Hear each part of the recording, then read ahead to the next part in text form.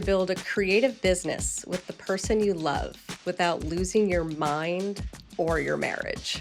Welcome to Creatives Processing, where creatives reveal their process and process what it means to create. In this episode, I'm talking with Craig Winslow and Jess Winslow, the husband and wife creative duo behind Winslow Studio. Craig is an experiential light artist who creates incredible projection mapping installations, and Jess brings her background from photography, production, and community building to handle the creative strategy side of their business. What makes their story so compelling isn't just the beautiful work they create, it's how they've built both a thriving creative and life partnership together. We explore how they navigate being creative partners and life partners, from setting boundaries between work and personal time to figuring out when to push each other creatively and when to step back. We get into some really thoughtful territory about redefining success, the pressure of social media on creative expression, and how they've learned to balance yes and thinking with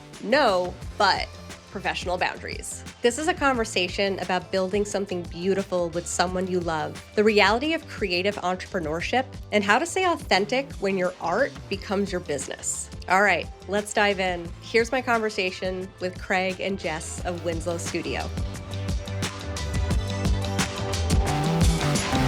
I started out as a graphic designer, or multimedia, I think was a term thrown around a lot. Lately, I kind of go by like experiential director is kind of more of the role, and light artist. Like those are the kind of the two that I balance between. Light artist mostly because, I see myself as an artist and a designer. Like I feel like there's an interesting way to define both of those. But my medium is light and color and immersive experiences in a way, as buzzwordy as that's become. And I think Jess has helped me a lot with that as well. Is like, how do I define, what it is that I do? And what are the things that we're creating, and how do you easily create a term that defines that so other people can understand what it is you do, instead of, I'm a electrician. Like that's a pretty defined thing for what you do. In the creative fields, I think there's a lot of blending between different things. Product design is a term. I used to be an industrial designer in another life as well, and product design was focused on physical products, and nowadays that's much more of like a digital product term. Yeah, I find like bringing up like an electrician, you say that, you know exactly what that is. Like you say, I'm a dentist. There's like no follow-up questions needed. But a lot of what we do, like in order to get people interested, like you kind of have to like, what's that story there? It's not just like a say the thing and then that's it. Like, how do we continue this story here? Yeah. Jess, how would you describe what you do? That's a great question. I mean, I think Craig touched on it a little bit. My background was in like community engagement.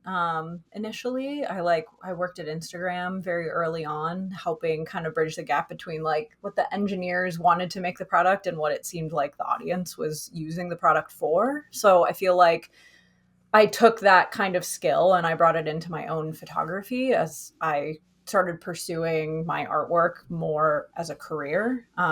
Just trying to see like, what are people interested in? What are people drawn towards? What like aesthetics are popular right now? Kind of like the taste maker, like chaser, but not that I was like doing that, more like the editor of Cosmo would do it. You know what I mean? Where it's like, I can see what other people are doing and like, I can comment on that in some way or incorporate it in some way. Mostly I was doing commercial photography after that time in my life, but with Craig, it kind of turned into seeing what he was creating, what he wanted to be creating, and then also figuring out a way to make that marketable. How do you sell that on to a brand? How do you sell that on in an event? How do you make like the light and space movement something that you can make money off of doing because you weren't invited to be a part of like the Marfa collective because you weren't born 20 years earlier. So I feel like figuring out a way for me, an elder millennial, but us millennials who weren't quite around for that cool 70s experiential period to incorporate that into the digital age. How do you document that? How do you sell it? The way to describe things. I think a lot of what I do is it's like it is marketing at like its very boring core, but there's also an art to it in trying to figure out how do you describe it? How do you sell it? How I always say to Craig, like, how would you describe this to your mom, who is the most Mm. lovely, beautiful person, a teacher, but like kind of needs a like broken down version in order to digest what it is that we're doing or working on. And that is almost always what we use to describe whatever project we've worked on, whatever art we've collaborated on. So that's been my role in what we're doing as a couple, making Yeah. art. In addition to like taking all of our photography and building out our website and just again general like the visual marketing element of it. I did that for a while for a coffee shop in Los Angeles too. How do you like tell a visual story that has cohesion? Yeah. So, Craig, background, graphic design. You had an Adobe residency. Jess, a background in community engagement, marketing, storytelling, photography. So, clearly creative. I mean, I'm going to say it like creative powerhouse, power couple. Yeah. But like, I'm so curious, like, you mentioned, and I've known this, like it was the pandemic that brought you together to form the studio together. Can you talk a little bit about how your separate fields came together and how Winslow Studio was born? Yeah, I mean, it's funny. Jess and I met in the fall of 2019. So we had just been dating a few months. I think we met again with you're talking about what inspirations are kind of keep us going. We kind of met and thrived under this understanding of like, we work in different mediums, but we share inspirations of like light and space movement, of James Turrell, these like artists that are really pushing what is the physical and digital and using light and color to create a thing, or to tell a message. And we really I had a crazy project going on all that fall, right into the new year. Jess and I like really just hit it off. And I think we weren't anticipating dating long term necessarily. We were just kind of like, hey, this is fun for now. And like I had a project in LA. Hey, you live in LA, let's hang out. It was very like kind of like week by week, but we just enjoyed each other's company so much. And it turned into like going right up into the February. I think we did a trip to Hawaii. Like that December, I brought her home to meet my friends and family in Maine, where I grew up. And then the pandemic hit, and it was kind of like this moment of like, this is going to work or it's not. I was stuck in LA for 2 months, 3 months with Jess, and then we decided to move up to Portland together. And that's also where we started to kind of like collaborate more, because I still had some remote work happening. A lot of other things kind of dried up, but Jess will talk to how her career shifted and changed. But I think it was a moment where she started to support me in the studio management side of things. And it was kind of this natural collaboration where she was enjoying documenting me as an artist creating the work. And then I get to sort of see my own work through her eyes and her lens. And it just became this really kind of beautiful collaboration for the first few years. Very cool.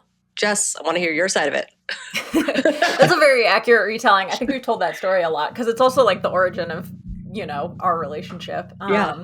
I think for me, commercial work was already kind of drying up a little bit. I really rode the coattails of like, I had a large following on Instagram because I worked at Instagram. And that led me to a lot of commercial work that only wanted to hire me because I had a large following on Instagram, which is fine. But I think I'd gotten to a point in my career where then I was just getting hired as a commercial photographer because I was good at being a commercial photographer. That was amazing. Like taking photos and then handing them off to the client and having no responsibility to post on my own feed was like, like career high, I did it. And then I don't know, something just happened. Like a little baby recession bump came. I got a little panicked and I took a full-time job at a coffee company, and I was really happy I did, and they let me keep making commercial work too. So I was working for Disney. My last commercial job I did before the pandemic was for United. They were the official sponsor of the Olympics. So I took photos of all their officially sponsored athletes, including Gabrielle Union. I have like photos of her doing flips on like behind the scenes for the commercials that they were shooting. It was a wild shoot. And then the 2020 Olympics got canceled and none of the photos I shot ever saw the light of day.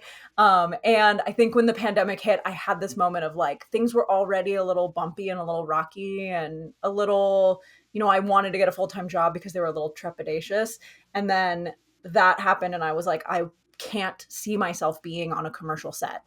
The number of people that are on those sets and you're in an enclosed space and you're all in each other. I just was like, this is not conducive to my safety. Yeah. People were hiring, like people reached out to me during that period too. And were like, would you fly to LA and do this? And I was like panicking, having these conversations with Craig, like, would I fly to LA? Who's going to say yes to this? It's only people who have like security or don't care, right? Like it was a lot. It was like morally very conflicting for me at that time. But Craig's work, surprisingly, remotely mostly, was thriving. He was doing remote installations of projection artwork. And I just was like, I need something to do. Like, we're stuck in a loft apartment together. I'm hearing every phone call you're having because we're in a loft. So I overheard you say this and this and this. What do you think about this? What about this idea? Like, I'm used to pitching concepts to clients. I'm used to building decks. That's part of commercial work. And so I just was like, what if I just do that for you? Like, I already have to do that as part of my career. And I am pretty good at the visual stuff. I'm no designer, but like, it's good enough to get our foot in the door. And I think he realized the value of like not over perfecting that part of the process / handing it off to someone who could, maybe not spend 18 hours on a deck because we haven't gotten the job yet. So, let's spend 3, we'll make it look really good. We'll, it's going to be our brand and then move on. But it snowballed. I feel like we did that for almost 2 years, right, Craig? To like 2022. Before we decided like, wait, we should make this, like, I have J Zombie Photography, you have Craig Winslow. What if we do something that's us? It's different, it's new, it's specifically focused on, me and you. It's still what we're doing. Our style is very similar, our approach is very similar, other than the fact that I'm like, we don't work for free. Like, I have some like very serious boundaries around like the pitch portion of things. But other than that, I was like, we're pretty much on the same page. So why don't we like go all in? And yeah, then Winslow Studio was born, 2022. Do you get a lot of that? Like, do this for free? I mean, I think it's like an industry curse a little bit in like the experiential events, especially like we tend to get hit up by agencies who their clients want to do a thing, but they don't do projection mapping. So like I have some really great, partners of agencies that I really love to work with. And they themselves tend to be like the studios actually pulling. The most successful ones I know are actual studios that are doing the work. They just need these like specialty partners that they work for scenic and fabrication. And so we would come on as like the projection designers or the experiential something to build an interactive wall.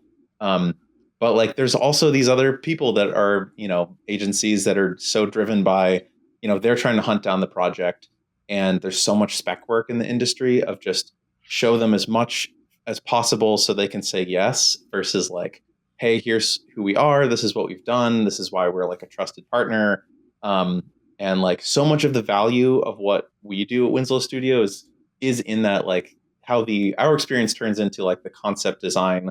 Like it's like the first half of the project is this like, is a lot of value, right? Like there's a lot of, what projector do I get? What's the projector plan? You could take a long time trying to figure that out.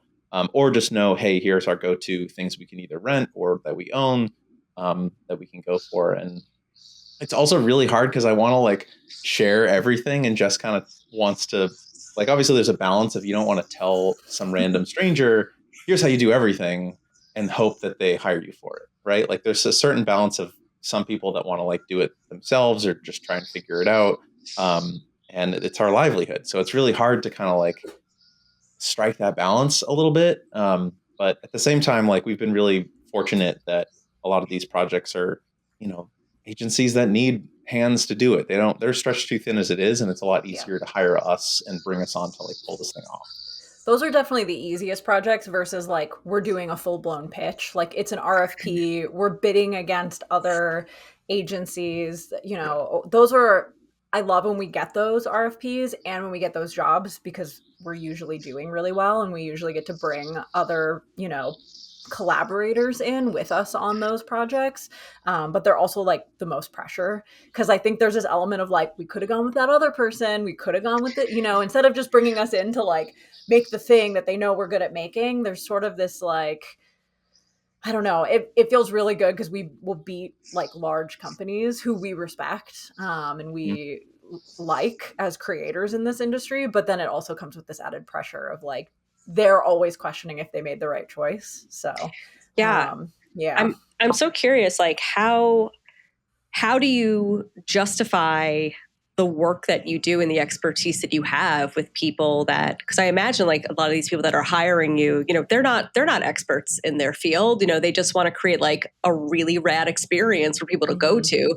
They don't necessarily care how it gets about. They're looking at like their bottom dollar and like, what's the ROI of that? So how do you justify like the general process that you have, the cost? Talk to me about that. Yeah. Yeah, well, I think like Craig said, he wants to share every single element of what it is that we do, or like the process, or the like, here's the projector study that I did. And I can tell when there's a client that's like, no, like they don't want to see that. They don't need to see that unless we need to justify to them the price difference between option A or option B. We don't need to show them yet. So it also totally wildly varies per client. Sometimes we're working with a museum, sometimes we're working with a one night event and they're investing a lot of money into whatever it is that we're building for them. Sometimes we're working on site for a multi-day like pop-up, influencer event or something like that, where we're building a space that's going to be seen temporarily, but it needs to run for multiple days. So we need to be on site. So we definitely have like, or we have a couple projects, Craig, like the Winchester Mystery House. It's 2 permanent projectors that are projecting into stained glass windows, but they're affixed outside the window. So it totally varies on the project. But yeah, Craig, do you want to speak to that too?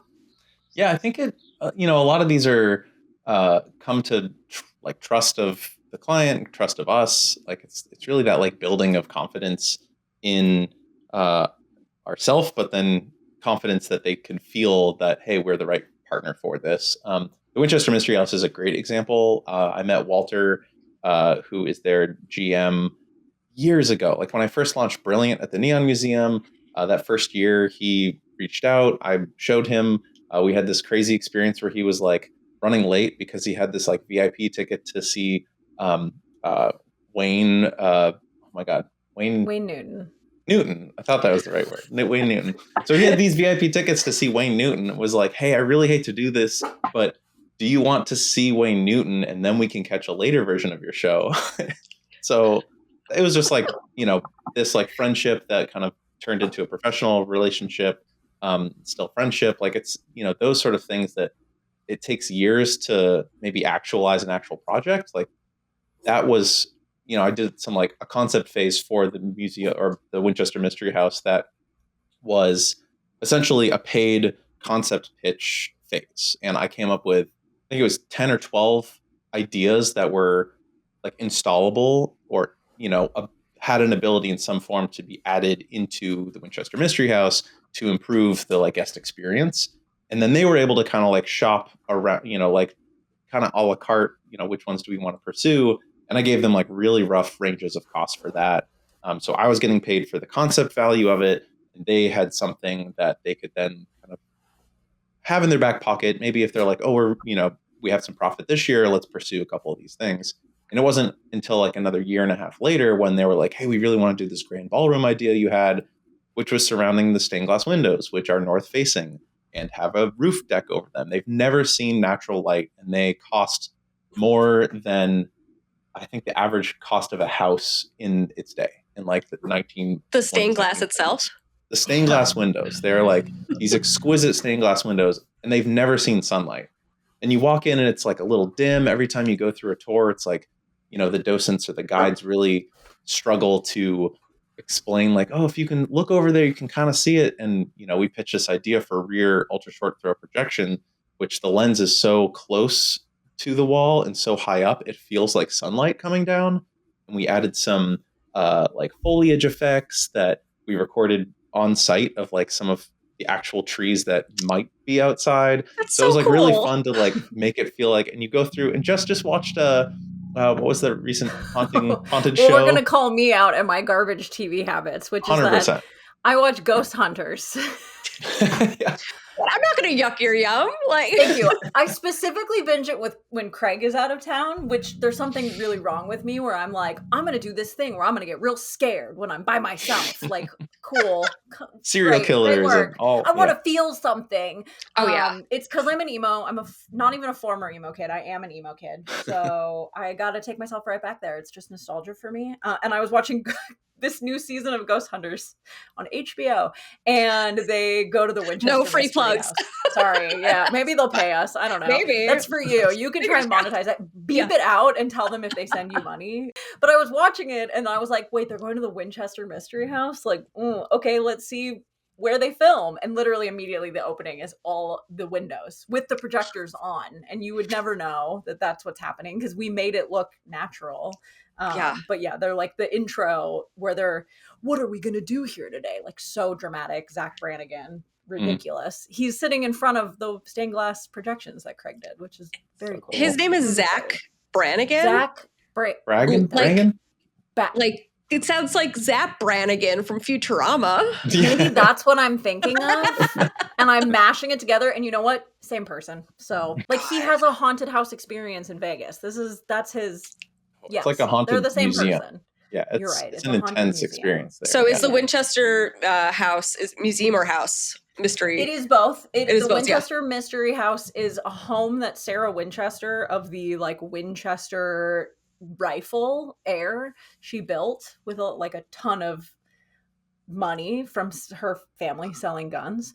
And the sales pitch of it being haunted is that it is haunted by victims of the guns. Sure. The truth is that mysticism was a really big thing because people didn't have closure and people were dying all the time, right? It was the 1800s, death was everywhere. And this was like mysticism was a way for people to feel like they were speaking to like a loved one who passed on the other side. Yeah. And I think that's mostly what Sarah Winchester dabbled in. It wasn't that she was like being chased by ghosts, but the house is weird. Is it in Vegas?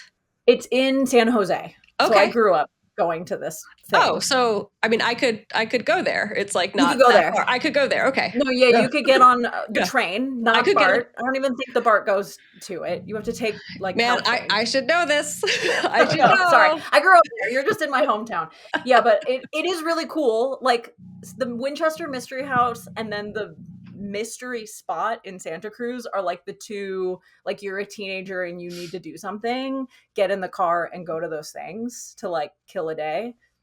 Can't recommend it enough. Maybe a trip to the beach boardwalk thrown in. Man, I mean, like, I love that versus like for me growing up, it was like, let's take the bus to the Staten Island Mall. And like, that was our day trip. Oh, but yours basically the same thing. I don't know. It's so much more romantic to me. Like you're going to the beach, like Santa Cruz or like a mystery house. We didn't have any of that shit. Yeah. That's I grew up in Maine and I just picture we went down to the Boston Science Museum and that was like amazing for me. And, we had a bunch of stuff around Maine too, but we did not have the, massive mansion of Winchester fame. Yeah, I got lucky. I grew up in a cool spot. And like Mount Diablo was in my backyard. So we'd go hiking in the mountain and it's cool. The Bay Area is cool. That's the moral of that story. Yeah, I'm really loving it down here. I mean, it's been almost exactly a year, maybe like a year and a few days at this point. But it's like, I feel like I'm finally starting to just get reacclimated to like living in a different place. It's so hard moving when you're an adult and just like, you have your community where you're at and you put down roots and then you tear those roots out pretty quickly and then you're trying to like regrow them. I'm an elder millennial and trying to regrow them, making new friends I ended up joining a social club recently, like a social club / co-working space. And it's great. I had to like get it past, like, I kept thinking of it as like, I'm paying to make friends. I'm like, you know what? Mm-hmm. Who cares? That's what it is. I'm paying to make friends. I'm going to like little clubs. There's like beer clubs. I'm like, whatever. I don't care if I'm paying to make friends. Like I got a space to work and I'm meeting people. It's fantastic. Yeah. Craig, you do like creative lunches. Is that like an Yeah. offshoot of Creative Well, I love doing- Mornings? Oh, I know you do creative lunches, Craig, because Yeah. I've seen you in ads for creative Oh, lunches. have I? Yes, They do every time advertise. I see it, I mean to like take a screenshot of it, but like you're on Oh, it for man. like a split second, but it's like your smiling face and you're like waving or something. I'm like, that's Craig. Oh, Talk that's about cool. us not getting the bag for that one. Jeez. Come on. Sorry, manager mode. I immediately go into like, we could have made some money off of that. But you love creative mornings, you love creative Yeah. lunches. Yeah, Creative Mornings is great. Like I remember I went to that back when I was an Adobe resident. I first heard about it, and I would go to Creative Mornings like in different cities that I was traveling. Like I think the Yeah. first one was actually in New York that I went to, and it was in oh god, what was it, at the Pratt or Cooper Union building or something. It was just like such a cool venue. Met a bunch of people, and it's just like free coffee and donuts and like a talk by some random creative or tangentially creative individual. And then the pandemic hit, and I kind of like fell out from it, obviously. But nowadays, yeah, they're hitting wait lists again. I have some friends that Yeah. are volunteers. Portland has a really great, a group here, but it's like all over the world. So it's really fun to go to once a month in the morning on a Friday. It's good to just, you get up early and you go check it out.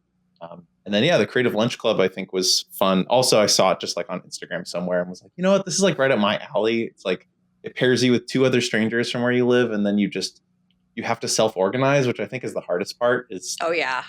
There is no like platform built in of like, here's where you're going to go to lunch. So half the time it's like only one person responds, or, so there's like some kinks, obviously. But like you said, it's hard to make friends. And, I've met a bunch of actually really cool people that are just, if you're putting yourself out there enough to want to meet up with a stranger over a shared creative interest, it's kind of like Jess and I met at XOXO, which also is like a festival by and for and attended by like random individuals who are creative that are involved on the internet in some form, or ran a Kickstarter or run a comic or something. Like there's no shortage of these communities. It's just where to find them and like how to connect in with them. So I'd love to know, like, what is it like running a creative studio together as a married couple? I'd love to hear you talk about like what boundaries do you set between like the personal and the professional relationships? Yeah, great questions. Craig, do you want to start? Yeah, I think it's been tough. Like not that it's been a struggle, but it is important to like set those boundaries and to set like guidelines for what is your personal relationship and what is your like work relationship. I think having a specific office, like we have an office space here in our house, which is really great. Or if we're like, if you don't have space at your own home, then we would probably have like a co-working space, like you were mentioning, just as like a physical place to go that isn't your like personal space. Regardless of working with a spouse, I think that's important, just to separate like your own personal self with your work self if you're working for yourself. And then, we've really like started doing date nights that are just for us personal and like not talk about work. And then we would, I guess maybe reward me, because I'm more of like the work creative, like let's just talk about it forever. We'll have like work dates that are actually like, business focused strategy. We'll just come up with, hey, here's what we're working on, almost like like an all hands or something, but over some drinks, and we'll just hang out and like talk about what we're trying to work towards. But yeah, it's really hard when there's like a big project that's happening that like consumes us. And then equally as hard when there's nothing going on and you're like, oh, we have to find work somehow. Like it truly is a roller coaster, but it allows us the flexibility to spend time with each other. And we've struck a nice balance. Like I think it's definitely kind of like not for everyone. I think, it's if you have your own career that you are really focused on the thing that you love to do, and you shouldn't force it. But like I think for us it really started to work well, where Jess is such a great sounding board for the ideas or the concepts that come in. I'll have like a bunch of these ideas and be able to kind of run it by her and get to the answer quicker than me fully vetting out, 10 different ideas. I can just be like, oh, it's just these three that I should focus on, and trust in her like taste, basically, that those are the ways to move forward. Mm. But yeah, I it's also think you and I are unique in that, and why we're drawn to each other, and that your dad is an entrepreneur and your mom is a teacher, and my mom is also an entrepreneur, worked from home my whole childhood, single mom, and before that was a teacher. So I feel like we have these kinds of like people who raised us in our lives who took risks, in terms of being like independent. Your dad is like a contractor, so a little more like physical labor, and then my mom is a meeting planner, but more travel, and like she's on site and she's setting things up, and like a lot of small moving parts in both of those jobs. And they're both perfectionists. So I think Craig and I bring that to the table for sure. Like we have everything written down, like we are very organized, like everything that we do when it comes to a project, we're approaching it in a very similar manner. So there isn't ever a moment where like if I'm doing all of our pre-production, he tries to tell me how to do that because he's just grateful that it's off of his plate. Yeah. And we have a really, really, really similar approach to how we do pre-production. Should we have its own calendar? Should it have this? How do we want to break this project down? We have 2 projects going simultaneously. Let's sit down and work out what needs to get done before each project happens or before you're on site for each project. So I do feel like we have an advantage. I think other people probably have to like talk that out or figure that out, and like we just do it naturally and fall into that kind of pattern naturally. I think the other thing is like I've gone to a lot of therapy.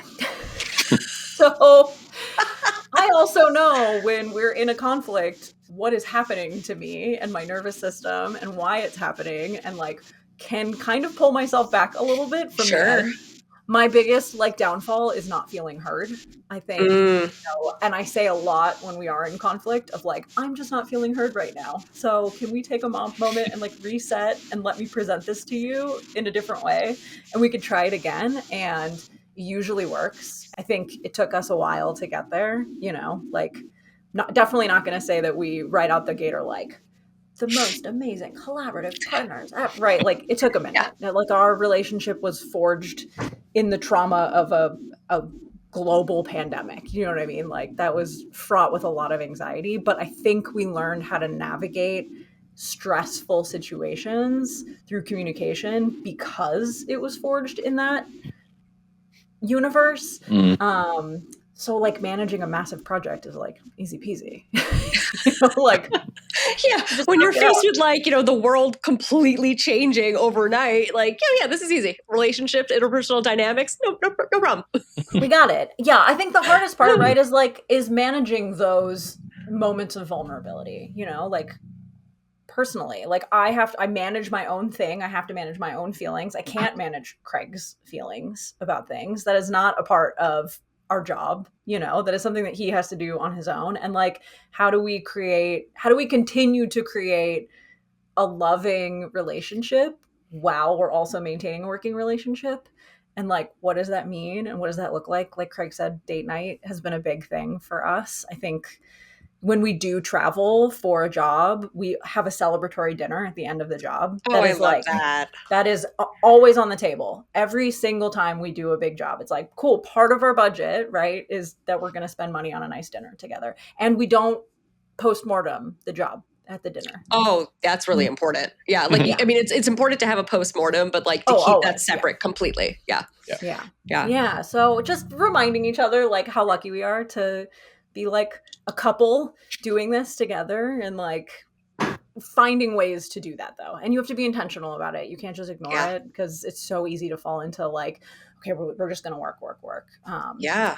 I will also say I have a weekend job, and I think that makes a big difference too. Yeah. We are not always in each other's space. We are not always working in the office together. I call it that I like remote work, but I do retail at a mid-century furniture store 2 or 3 days a weekend. I get to choose.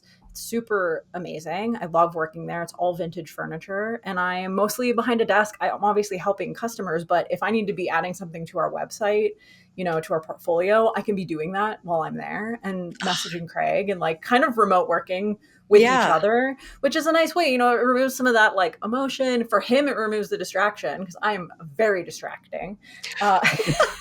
Just always yapping. I'm a yapper. That's what I like doing. So yeah, it's nice. I'll just basically ask him like, I'm gonna have time at work. What task do you want me to get done for the studio? And I can, as long as it's a computer task, I can sit down and do it there. So it also it gives us our own separate space, time apart. Yeah. So I think this is a good point to talk a little bit about like walking me through one of your projects from start to finish. And I really want to look at it through the lens of, especially since, you have your own strengths and there are certain tasks that fall more naturally to you, Jess, some that fall more naturally to you, Craig.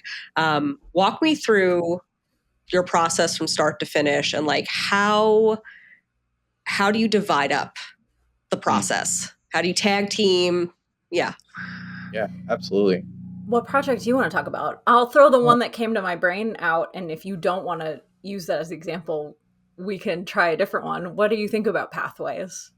Pathways is a great example. Yeah, it's like, I mean, my gut was to just preface all this by saying not every project is the same. So I think it's really hard to define the process of like, here's an immersive installation, right? Like we are applying to grants for my like augmented restoration effort. We are sometimes just direct to a client to do a permanent installation. Sometimes it's through an agency for an event. So it's really hard to like, it's not the same every time. And I think that's also what we really like about this kind of work is that it isn't monotonous. There's always like a new challenge that you can overcome by the past, experience that we have. So I would say it definitely like Pathways is a great example of after we kind of branded as Winslow Studio from Craig Winslow as like an individual designer, which I still kind of like have as an entity. But the idea was that I wanted to feel from an outsider perspective, more like a studio, more of like a something that matched the capability that we feel we can provide for clients, right? So part of the rebrand was just focusing on individual projects that we really wanted to pursue more of and showing a tight, like, even if it's like 5 projects. I remember even since post-graduation of that, after graduating college, that was some good advice too, is even if you only have 3 good projects, just show the 3 projects that you really want to do more of instead of here's 10 projects that I've done, but it has a bunch of like, a little crappy thing that you don't really care about, but it's a thing you did and you really want to put it on there. And people will eventually just, find you for the things that you want to be working on. Once we rebranded to Winslow Studio, we started kind of engaging more with, different production houses and different agencies. And then we eventually got hit up by a friend of mine, Luca, who, has formerly been at, I think it was VT Pro Design, that is a production house, and was like, hey, I'm, working with this other agency. So it is kind of this like network you said of like people who used to be at different places that remember us and a project we did and it had an impact on them and they reached back out. And that one we pitched up against a bunch of other very established production companies and ended up beating them all out. Partially on price, because we're so nimble. We were like, this isn't going to cost $1 million. Like that, our budget can be way less than, not less than what they were saying, but they were upfront with, hey, here's how much we want to spend on it. And we crafted our pitch around, this is how much money you want to spend, and being honest about that. And then also having like a really good creative pitch for it, which we didn't, go overboard with. We were really, Jess you was should very, tell the context of why we didn't go overboard with it. I mean, context would be like if we're sharing too much, there is a little bit of a risk of like, what? No, Craig, we were on vacation when we got we were on pitch vacation. request. That is Which true. I am very serious about. When we are on vacation, we are on You're vacation. in Maine with Like, family. we can do it when we get home, and Craig Yeah. cannot. That is not how his brain works. And he was like, it's now. We have to do the pitch now. They're telling us we need to do it now. So Yes. I basically was like, and I know Craig, he'll spiral on the pitch deck. So I said, I'm doing it. I'm just going to do it. I will go in, I'll use their, like, they had a deck that kind of explained what they were looking for. And I used that as my visual guide to like make our pitch. Here's what we would make. Here's what we would do. And then I had Craig, because we were brainstorming these ideas, but I had him sketch them out. So I was like, sketch them, scan them, we'll put them in the deck. So we put all of Craig's sketches in the deck. And then I built this whole like narrative for this build in the pitch deck to this client. And then we had a call, that night? I feel like it was. Yeah, it was a very quick turnaround. And I want to just emphasize, like, maybe for podcasts, it's not good for a visual aid.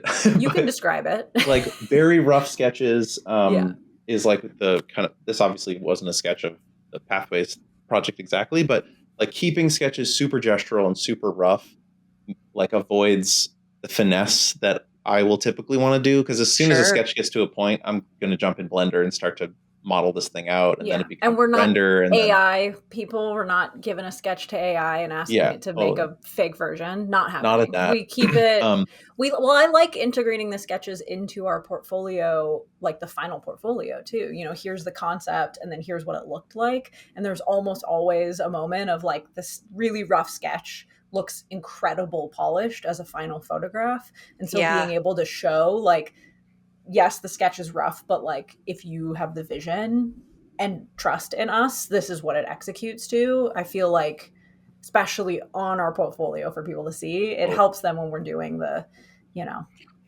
sketches and like a mood board, essentially, kind of like guide, basically, and like written explanation of, hey, here's what our intent is, or here is the feeling. And kind of to back up a little bit, the brief we received was, hey, we're doing this like cancer gala.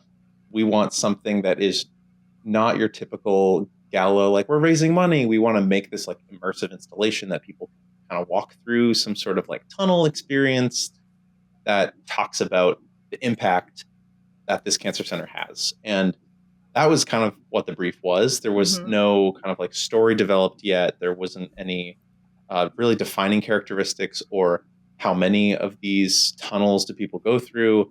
And we were able to kind of pivot and brainstorm so quickly, but realized that these different tunnels, which we started calling pathways, which ended up being like the whole kind of like grounding, direction for it, was the fact that whether you're a cancer patient or a clinician or a researcher, you each are going through your own sort of pathway or journey through life. And there's a transparency and relationship happening between these pathways. So we had these windows that some were clear, some had like one-way mirror. So they're more observational from like the clinical pathway could look in to see the patient pathway, but the patient pathway, it was a mirror of like themselves and reflecting their own isolation. Like, there are all these like beautiful little moments that were not even like overtly explained. It was just this kind of vibe and feeling to go through. And we had, these kind of hero stories that we worked with the agency as well as the end client to kind of document these stories. And it all, like, I think after the project was over and successful and we brought on all these build partners and pulled it all off as Winslow Studio, it was a testament not only to the earlier version of us being like, we should change from Craig Winslow to Winslow Studio because we could bring on projects like that and tell those like deeper stories and larger, capabilities, but also looking back to our original like sketch and pitch being like, that's actually like the core of what we ended up pulling off, was the transparency and the blending between these different pathways. With these tunnels, and then it became, you had the idea of like pathways, and that's what it ended up becoming. Like, so was that coming from the agency at all? Like, that creative direction, or were you kind of crafting it with them? Yeah, I'll say the tunnel idea was it was their concept. Yeah. They wanted 3. They knew they wanted 3. They did not have the narrative like pinned down yet. They had this idea that it would be like a researcher and a patient, but they didn't know what the third thing would be. For a while, it was like community member. And then we ended up realizing there's a difference between like a clinician and a researcher. Oh, yeah. And a patient. And so we were like, wait, those are the three. So I think a lot of this was like Craig in charge of, here's how you physically build this thing, and here's how we incorporate like cutting edge technology. So we had projectors all throughout this these 3 tunnel spaces and those windows. So Craig's 3D modeling it. Craig is kind of presenting how technology can be integrated, how we can add projectors, how we can add light in the space. And then my role was like, we need a narrative, like literally for months, just saying, hi, we need a story. Hi, we need a story. Mm-hmm. Hello, checking in again. We need people for each of these tunnels as like to represent.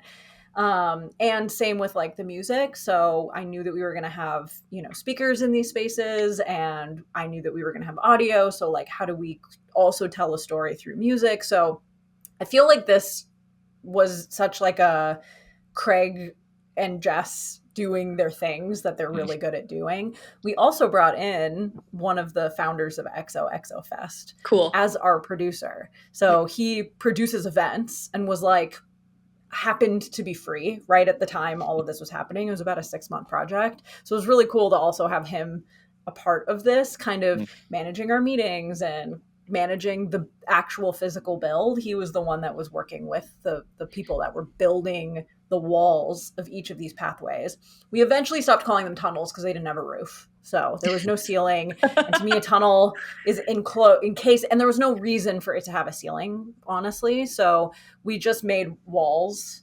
And then Craig, really spent a lot of time reassuring the client that like there wouldn't be like bottlenecks at any point, flow would work. So we kind of were also like Imagineers in a way on this project, like making sure we could figure out a way to keep people moving. So like, then we recommended docents. So then the agency had to hire people, or they themselves were standing it throughout these pathways, having people keep moving. Thank you. Keep drinking your drink and keep moving.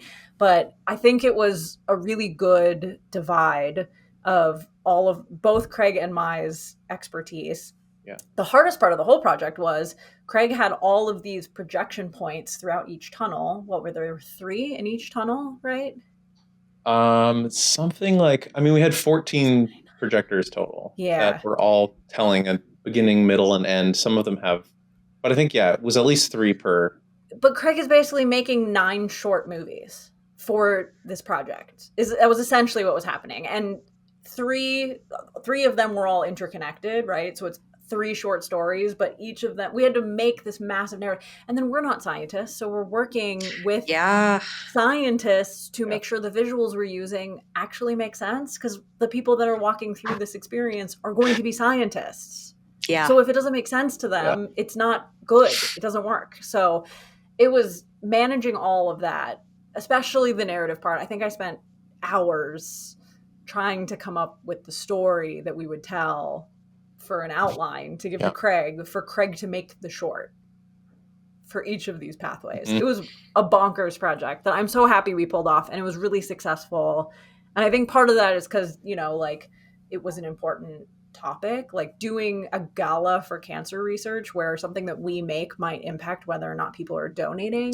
People with influence in Seattle are donating to a top cancer research center was like, okay, I'm motivated to like work long hours and work really hard on this, because it has an impact that goes beyond whatever it is that Craig and I are doing. So you're starting out this project. Like, what does brainstorming for projects look like? Do you both brainstorm together? Is that more of a Craig? Is that more of a Jess? Like, how do you handle that together? I think we'll start. We both have our own kind of perspectives on it, because I feel like my gut goes to physical space, logistics. How are we going to fit this in this space? Because then we can price that out. We can say we're going to need 20 projectors for this to be impactful. We can get away with 5 projectors. Like, those sort of tangible numbers help me, especially if we're coming up with a brainstorm for the creative, but also like a budget at some point. We have to send them numbers, right? Very so that's pragmatic. Kind of it's like that at the, like, it's also my least favorite part. Like, I just want to get out of the way and be like, here's the numbers for this thing, right? Like, just give us this money and we'll make it work. Yeah. And it's also hard because a lot of the time I'm reliant on, we have a scenic person that's building physical structure, right? Like, how do we get a quote from someone? It helps to have like trusted partners that can be like, hey, we have this pitch, it's coming through. What do you think for sound design? And then our friends at, Ethan at Parallel will be like, yeah, this sort of range would work great for that. 3 different, things that all work together. Like having those trusted partners takes time to be able to kind of even just ballpark some numbers. But, we did fortunately had a venue. It's a giant ballroom. So it was kind of a blank slate. And, knowing the limitations of a fire marshal is not going to want something that's like blocking in, like materials can't, they have to be like, fire limiting, that sort of thing. So I kind of came at it immediately sketching out flow, because I think one of their questions first was like capacity, as Jess mentioned. How many people are we going to be able to fit through these tunnels, right? These pathways need to accommodate for um, as many people as possible. They knew they had maybe 500 people in attendance, and they wanted everyone a chance to see this experience.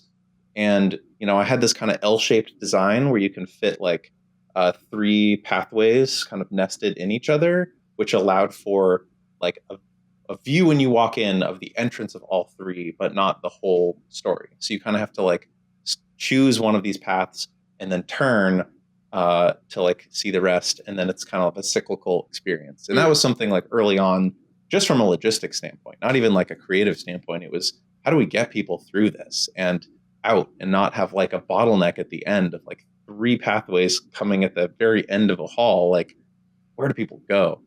And, I think that brainstorming also is that part where I really enjoy bouncing ideas off of Jessica, who can be like, no, don't worry about this part, but like, I like where you're talking about this thing, and that kind of guiding, like, guiding light or muse or whatever you want to call it. But it really helps to kind of like wrangle those ideas down to something like tangible in a relatively short amount of time.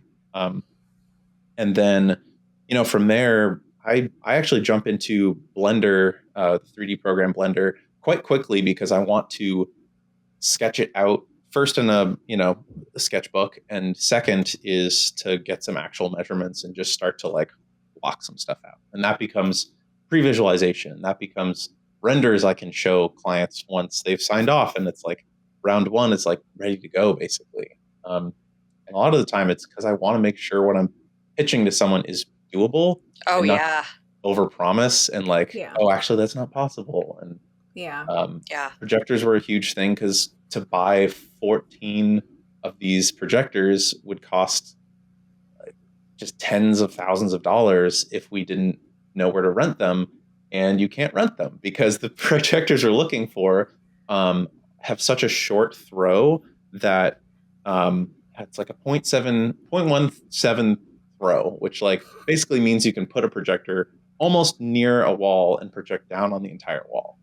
A lot of these we ended up working directly with Epson on a bunch of these different projects, who loaned us 9 projectors, and we ended up buying 6 projectors. So instead of buying, all the projectors we needed, we ended up buying a few that we now have used for other projects and experiment. And then they sent out like a loaner, and they did like a press release on the project, because they also, it's a cancer center. Like they actually wanted to be invested in just supporting us and, fulfill the project that way. So I feel like it's a balance of like brainstorming super cool, fun ideas through the grounding of like, this should be somewhat possible. And then the stuff we don't know, we'll figure out. But like, I never want to throw an idea that's like, we're going to do a hologram that is, 3D, and, someone can be up here on a net and like lights and fog. Like sometimes you throw those ideas out though, and I'm like, no way. And then we get material and we do like a test, and I'm like, okay, maybe, like, so I can't always just say like, I don't see this, even though I do say that. It's like, you see Star Trek, we can do it. Yeah, sometimes, where I'm like, how? But I do feel like, again, we're going to say this over and over and over again. The work that we do is so concept specific, like, not that we need the idea in order to do whatever it is, but like, it depends. Like some people have the site, and so we have to look at the site and then build around that. Some people have the idea, but they don't have the site, and so we have to kind of guide them. Like, okay, well, if this is where it's going to be, we need blackout curtains, we need XYZ. And sometimes people are like, here's an alleyway. What would you make? And you're like, oh my God. Okay. With When all the the sky's the limit, oh, that's going to be hard. But then Yeah. we get there eventually. Sometimes it takes like, 3 or 4 weeks, unfortunately, when it's a little too open-ended. But like, it totally depends. How do you set yourselves up for success without knowing, like, with having so many variables? Mm-hmm. I mean, I think Craig is just an expert at what he does, honestly. I feel like I don't have a Thanks. doubt that he's going to look at the numbers and like know exactly how to make it work, or that there won't be a lens that can like fit in that space, or, we can't just get up on a ladder or on like a lift that we rent and like black out the windows. There's always going to be some kind of solution.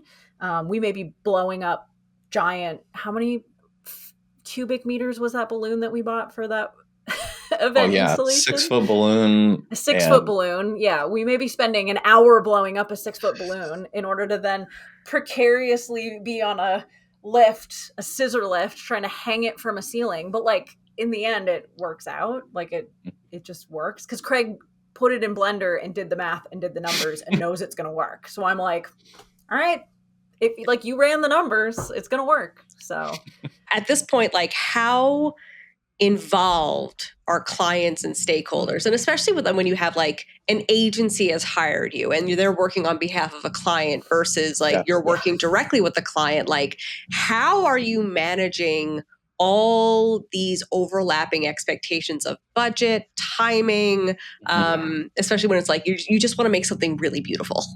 Yeah. Well, I think that's where I come in a little bit.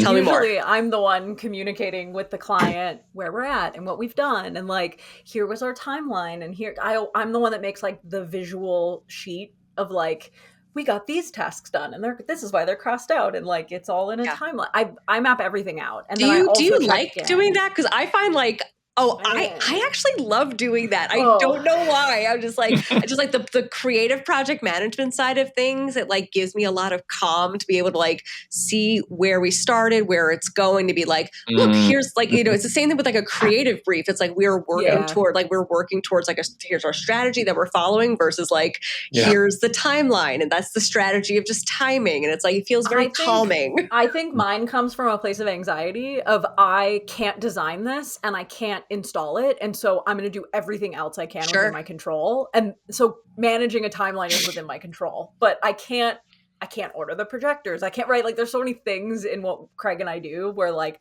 I'm just waiting. So yeah, unfortunately, no, mine comes from a deep need to always be managing something, and not because I find it enjoyable. Unfortunately for me. But it does help to communicate with the client and for them to feel like I never felt like we were in the dark or we didn't know what was happening, and to remove that task from Craig. Like no one's in Craig's ear being like, excuse me, hello, when can we expect this? It's because I'm constantly communicating with them. Yeah. I would say most of our projects, mid-level projects, the client found us because they liked our work, because they looked Craig up, or they looked up projection mapping in Portland and he's the first thing that shows up, and they see the portfolio and they see that we're professionals and they're like, look, we just trust you and we like you and we want to hire you. You can pitch us ideas. We probably will say yes. So let's see what happens. That's the majority of our projects. I think Winchester Mystery House, I think Memory Spheres for the Wyden and Kennedy Memorial, celebration. I think the winery, the vineyard, we have a wine tasting room projection, installation in McMinnville. They're like we trust you and we know that you'll do something really interesting and cool, and like, or we're waiting on a construction timeline kind of thing. Those happen too. Then we get like the big clients, and the big clients are when we're working with an agency, and those are harder, because we're managing, I think, creative expectations with the end client, and we're managing all of the other anxiety things with the middle agency. We work with some agencies that are great. I think of Manifold. We did a projection installation on artwork that already existed in a space where a conference was happening. And so we brought already existing artwork to life using projectors So in a cool. hotel lobby in Miami. And Manifold had so much going on to make this conference happen that they were just like, we trust you. Just bring them to life, please. And I think between Craig and I, me doing all this research, me suggesting we should make this move, we should make this move, we should make, when we presented the videos to the client, they were like, it's great. We have a couple notes, but once that's done, we're good. Yeah. And that's what happened. Two questions. Like, what does, you're saying, like, you've done all this research. What does that research mean? And then also, why do you think those mid-level agencies and clients trust you? Like, what legwork have you done to like build that trust? Yeah. Well, for what research? I mean, something like a cancer research facility, like we can't go in there cold. So I'm sitting there looking up, like, what do you do? Why are you important? If I don't know anything about you as a company, like I am just baseline. Let me start there doing that research to figure out like, what is your ethos and what will you expect of us in terms of integrating your ethos into what it is we do. I brought like personal narrative into that without telling anyone until the very end. My dad passed away from a curable cancer that is now cured. And so for me, it was like that research led to like other young girls like me not losing their father. And like, that's so important to me and so meaningful. And I actually met one of the researchers who helped create that cure while we were at that event, which was like mind blowing. And I just thanked him, like, I know it didn't help me and my family, but you saved so many other people's lives. Yeah. So that was very personal for me, but it was important for me to like prove that we could get that job and that we could do that work and we could present it meaningfully with empathy because I had that background. And like that we could tell that story and tell it with care because I had that background, but not because I told them we had that background. Yeah. It was like, I was in very show, not tell, and it totally paid off and it totally worked. And then something like this hotel lobby, the owner of this hotel is a very eccentric person and the artwork is the story of his life told in this very like Renaissance, it is very ostentatious, like a lot of gold leaf. So and many details too. A lot of like astronomy visuals and astrology visuals and mythological visuals. And I have a degree in English and like my emphasis was in theology. Like I took a lot of Bible as literature classes. So I looked at them and I was like, oh, I've got this, Craig. I've got this. Tell me what to animate. We're good to go. So it was featuring what we should animate, but telling the story of why we should animate it while we were talking about, like, yes, you're looking at a video and it's pretty and this whole painting's animated, but here's why I chose to animate these elements and what they mean to the story of the owner of this hotel's life and why we should be focusing on this and not the obvious thing, like make the clouds move. Obviously make the clouds move, but like why? Yeah. Why is this sunrise? And this, so that just became part of it. And because I think we put that care into the pitch portion, it's still a part, we got the job, but it's still a part of the pitch almost, right? Like, let's just out the gate prove that we know what we're talking about and why we're talking about it and why we did it. So that way they're not asking why. There's no reason to ask why. I'm just going to tell you. Yeah. I mean, it eases concerns right off the bat and proves that we are the partner that they chose for a reason. And again, we're not maybe right for every single project, but in the context of very high-end Miami hotel, we wanted to make sure that these fine arts that are like giant oil paintings that are 3x4 meters that have gold leaf all over them, like we get the vision of the brand that we're not going to make it this EDM show. Like anyone can make animated content. We want to make it elevated as fine art that you can't even tell there's projectors there. You're just seeing this and you're not really sure what's happening, but it's like just elevated a little bit. And they totally got it. Like everyone's on the same page for that. So I think setting that tone of expectation, and like we even Manifold asked us to like provide like an animation like a pre-animation thing. So again, doing work for free, but that felt like, yeah, I get it. They need to see what we mean by delicate, elevated animations, right? So I did like a really quick one, and that helped sell through the project. So there is value in doing some work for free, but not like the entire project. I did limit you to like 3 hours of work. I was like, yeah, I was like, okay, cool. Spend all night. Do not spend all night. And I was like, we can animate more, but just give them like do the big areas, because we didn't have a layered file to work from that's painting. Like the guy painted it on a canvas and put it up on a wall. So Craig was like meticulously, select tool on every individual like orchid. Like, okay. Yeah. There's a lot of like a lot.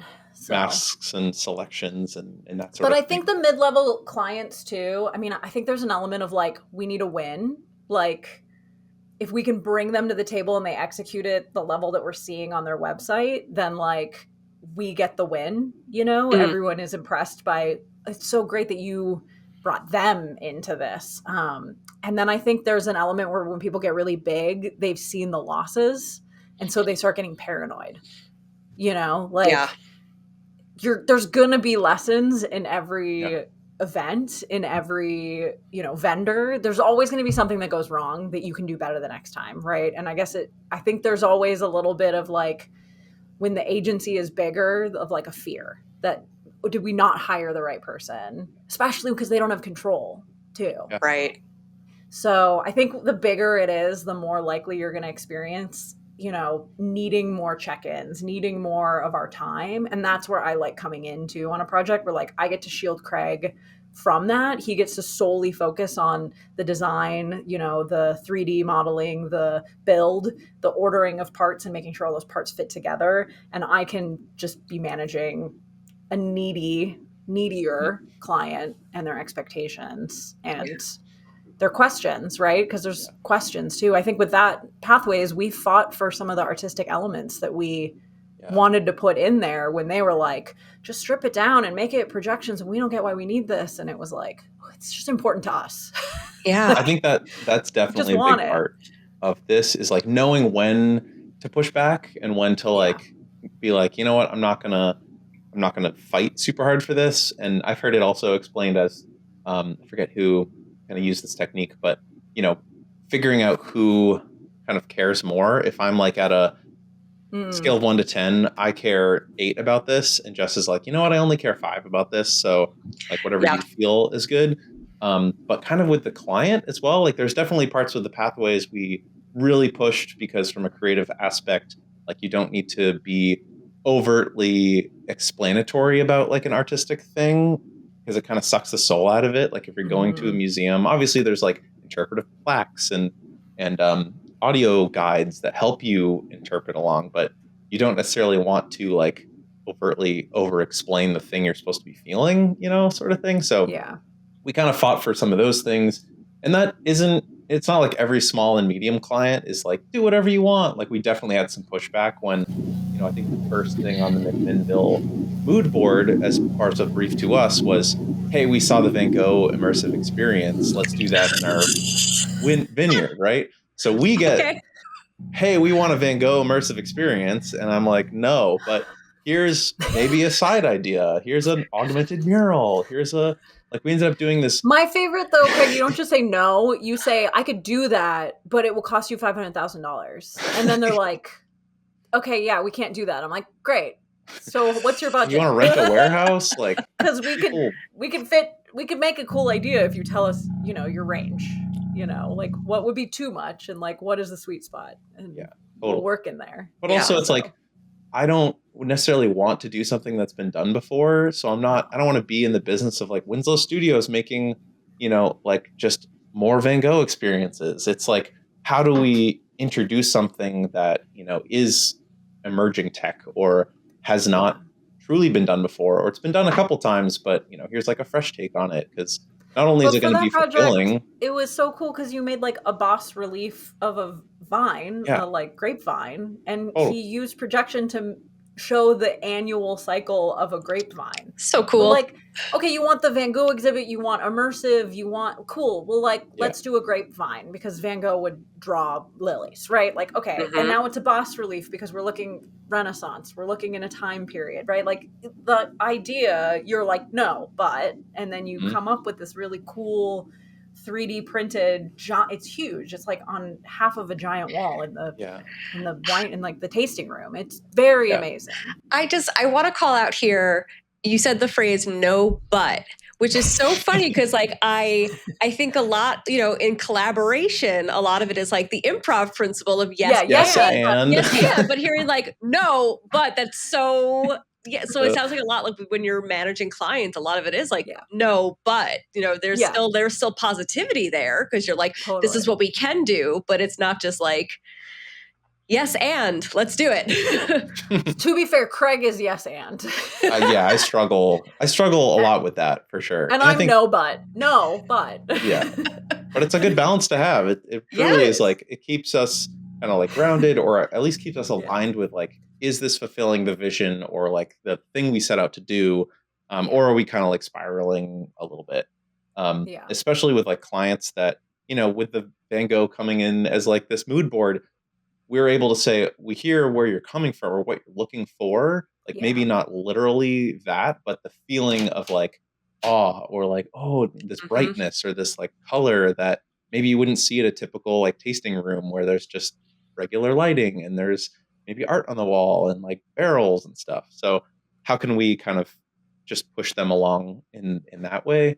You know, I'm trying to think of some other like installations where it was specifically like a strong no but, you know, but like a big part of Pathways, I think, was just kind of like having conversations with the agency because we're representing them and this long relationship they have with the client, and, you know, not wanting to be like, yes, we're kind of an artist driven experiential studio. We are not a production house that will do whatever you say. Like, you're hiring us for our perspective and our artistic, you know, creativity and like, you know, innovation. But our pitch deck, I was very intentional in the pitch about calling it an artistic immersive experience. So every time either the agency or the client was trying to pull that part out or cut that part out, I'd say, okay, wait, but let's go back to the pitch. And I'd pull it up and I'd say, you approved of us because we are artists who make artistic experiences, and artistic experiences are open to interpretation because that is how people emotionally connect to it. We are not making one size fits all. We are allowing people to not understand it, and then we're allowing people to find their own meaning in it. And we have to do that by not holding people's hands. So we're keeping this in, and I feel very strongly about it, and we will fight for it. So do you want to die on this hill? You know, like how do we reach a compromise here kind of thing? So it didn't happen often. And honestly, again, it's because we were dealing with a big client with a big budget and a big experience, and reassuring them that we knew what we were doing. And we're threading the needle between, you know, this artistic immersive experience and like, we don't want to go full science, like museum kind of blah. And we also don't want to go like AI powered Willy Wonka funhouse kind of thing, right? Like, that's on the full other side of the spectrum where you're like, what am I doing? Like, cancer's involved here, right? Like, we didn't have any haze. There wasn't any haze in that room. For better or worse. Yeah. No, it wasn't like an EDM show, right? Like, so it was a very interesting experience. But I think you're right, Craig. We read the room of like, we'll never go direct to client. We'll never talk direct to client unless agency is there or facilitates it or says yes. Or we talk to the agency first and they say, okay, look, you make your case. Like, we're not gonna, we don't want to be the one that makes this case for you unless things get like, I don't know, out of control. It never did though. Like, eventually we all compromised where we were all comfortable compromising, and the installation was great. Can you talk about like, what does that pre-production approval process look like, and then bringing it into implementation? And then what happens if you have a client that approved something, and then once you're actually going into install, either on your end or on their end, things have changed? Like, what does that phase look like? I mean, there's a big difference of like, we're working with the Evil Knievel Museum right now that's getting built in Las Vegas in the Arts District. Very excited to work with them. And it kind of parallels like the Winchester Mystery House a bit, where it's like, here's a bunch of fun ideas. And they came to us with a bunch of ideas. And this all stemmed from, again, them seeing my show Brilliant at the Neon Museum. And they're like, oh, we want to do something with like old signs with like Evil Knievel and projection. And, so that also has gone through multiple iterations of, maybe we'll just do like the EVEL letters that are projection mapped and, this like flaming board thing. And then, there's a moment where it's like, actually, let's go big. Let's do this like huge panorama. And then, I'm able to like price it out roughly, but then know that like this is going to cost a lot of money to do a big installation like that. That is permanent. That is multiple servers and giant projectors. So then it becomes this thing where it's like, okay, here's the scale of like a budget that you had in mind for this, but these sort of things cost, you're looking at more $500,000 now just for this like panorama. And, I think that's where the impasse is kind of like, okay, well, that's good to know. It's like educating a client that maybe is excited and does have some money to spend, but, needs to know how much certain things cost when it is these like giant unknowns or additional logistics that like really impact a budget just from a hardware standpoint. I will say one night only events or just event based things, they tend to be a little easier. There's so much going on, and usually we're not the only thing someone's managing. So that's typically when things are like a little more chill, like this is not, whatever this is, this installation, it's not going to ruin the night. So we're good is usually the approach. And then I think permanent installations, there's a little more like, should we do this? Should we do that? Like a little more, it's kind of like if you're remodeling a house, like what tile should you pick for the backsplash? Yeah. Like, oh my God, you could really get, it's going to be there for a long time. Yeah. And you can get hung up in the details and the slog. And the great thing about projection, I think people tend to want to get hung up on the projections, but that's the part that can change. Yeah. And so we usually ease their mind that like the digital media portion, that lives. That's living. So don't stress so much. Like, let's come up with a solid V1, but we can add to it. We can change it. We can fix it later. So then it becomes the physical part where people panic about. And my least favorite jobs for us to work on are construction. I hate to say it, but when a place hasn't been built yet, and then they're asking us to come in and make concepts, everything can change. Everything can get thrown out the window. One wrong air duct and our entire thing can get thrown out the window. And we're talking about 3D builds. We're talking like something is physically getting made for a space. You've shown us the plans, and then the plans change. Or one contractor just installed something wrong, and now we can't put our projector there. So I think McMinnville, that was the hardest part, the winery installation. Things were constantly changing. They were giving our plans to their contractors, and then their contractors were basically throwing them away because they didn't care. Like that. Those are my least favorite. I almost always want to tell people, can you build the place and then call us?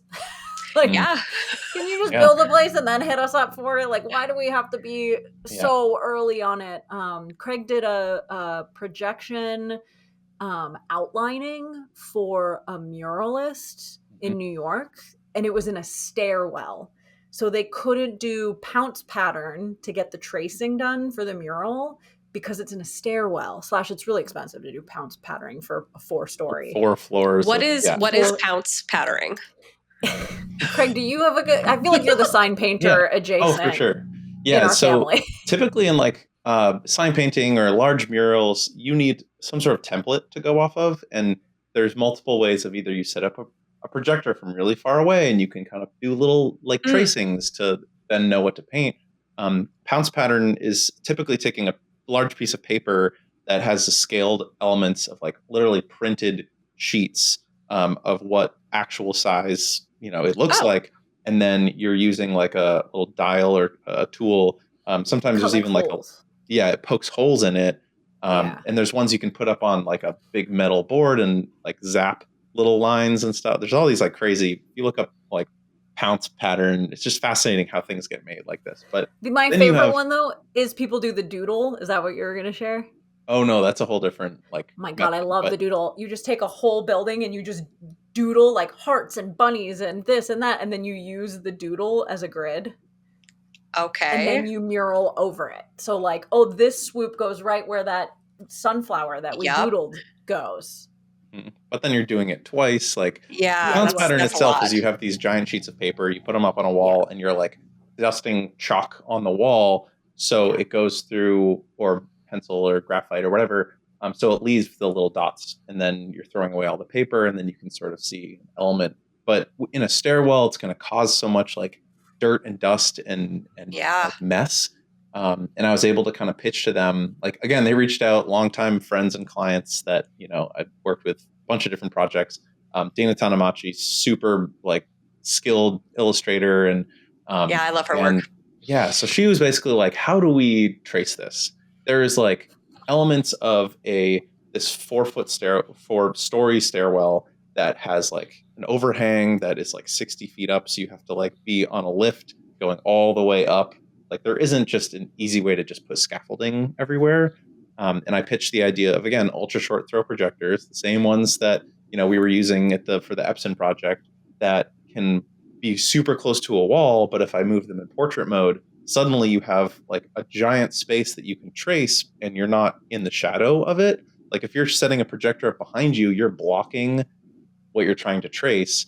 And we were able to put a projector basically to the right of someone and project a huge chunk of art on the space that they're tracing. And they're going to be launching this, I think, a public reception for this May 22nd or so in New York. And so we'll share some more process of this. But again, like super random for like a process that to use projection mapping in this super intricate way just to trace on the wall, but then be able to project a full color tracing. Like obviously projection tracing is a thing for muralists, but in the way that we could do this from an ultra short throw perspective, that I could invert, that we could like block out certain sections of it, let them paint, and then map it again to get the details like mapped out over it, was just such a fascinating process to like be able to have that solution for. To bring it back to what I said, though, it was under construction. Yes. So we had it in our calendar many times. We had it in our calendar for a certain week, and then it got delayed, and then it got delayed, and then it got delayed, and then it was almost going to be over the same weekend that we had another event installation that we were already hired for. And it was, I just was like, no, it was a lot. It was a lot, and it's understandable because it's a construction site, and so everything gets delayed. Occupancy permits in New York, I cannot imagine, are easy to get an appointment for. You know, you can't do anything if you don't have an occupancy permit. So there was a lot of things, and we warned them in the beginning, you will lock us down for a date and it will move. And they were like, no. It's keeping pretty good. So that's my least favorite project that we do when a building is under construction and we have no control. Again, I'm clearly a control freak, and we have no control over the actual timing of it. I'm always just like, can you please I appreciate that you want us to be the people and we want to be the people and we want to put a hole in our calendar for you, but like, call us when it's greenlit. Call us when it's done. Call us when it's built. It's hard. Have you done a little more go with the flow? Have you done enough of those projects now where like you could basically show them like, well, here's what typically happens, and like here's the like, you know, here's a report of like all the times that we have been brought on for like construct projects that are still under construction, and like this is how, like this is what it's budgeted at, and then because of the nature of construction, like we found like our clients end up spending X times amount more money because of just like the natural flow of this, but people might still just be like, yeah, whatever. I also think when someone is spending money in a construction project, they get in the like, I just want to get to the finish line mindset. So they'll just throw more money at it, whatever it is. It doesn't matter. It's fine. And so like, ultimately we do end up benefiting from that scenario, unfortunately. Yeah. And the client does end up spending more money just to like keep our time booked. because that's another big element of it. I think we've learned a lot of lessons, and I'm better at going with the flow because my expectation is set now. But I hate working construction projects for just, it's so stressful, and people don't really listen when you give that guidance. Yeah. Not their project. Oh, that happened to you? That sounds rough. Not It won't happen to us, not our It won't project. happen to Yeah. us. Yeah. So, Well, it's hard. It definitely we slot in at like multiple parts of a phase like project Yeah. like that, where again we need to give them super early plans to say, hey, we need electric and data and like HDMI or whatever Ethernet here. Yeah. We're going to mount here, so we need to be able to hold 50 pounds of weight for this giant projector. Please like rough that in. And if we're on like, that's actually a great place to be because we can tell them, hey, here's our requirements. Yeah. And then basically to like encourage them, hey, once this is all done, we will come in to install the projector after.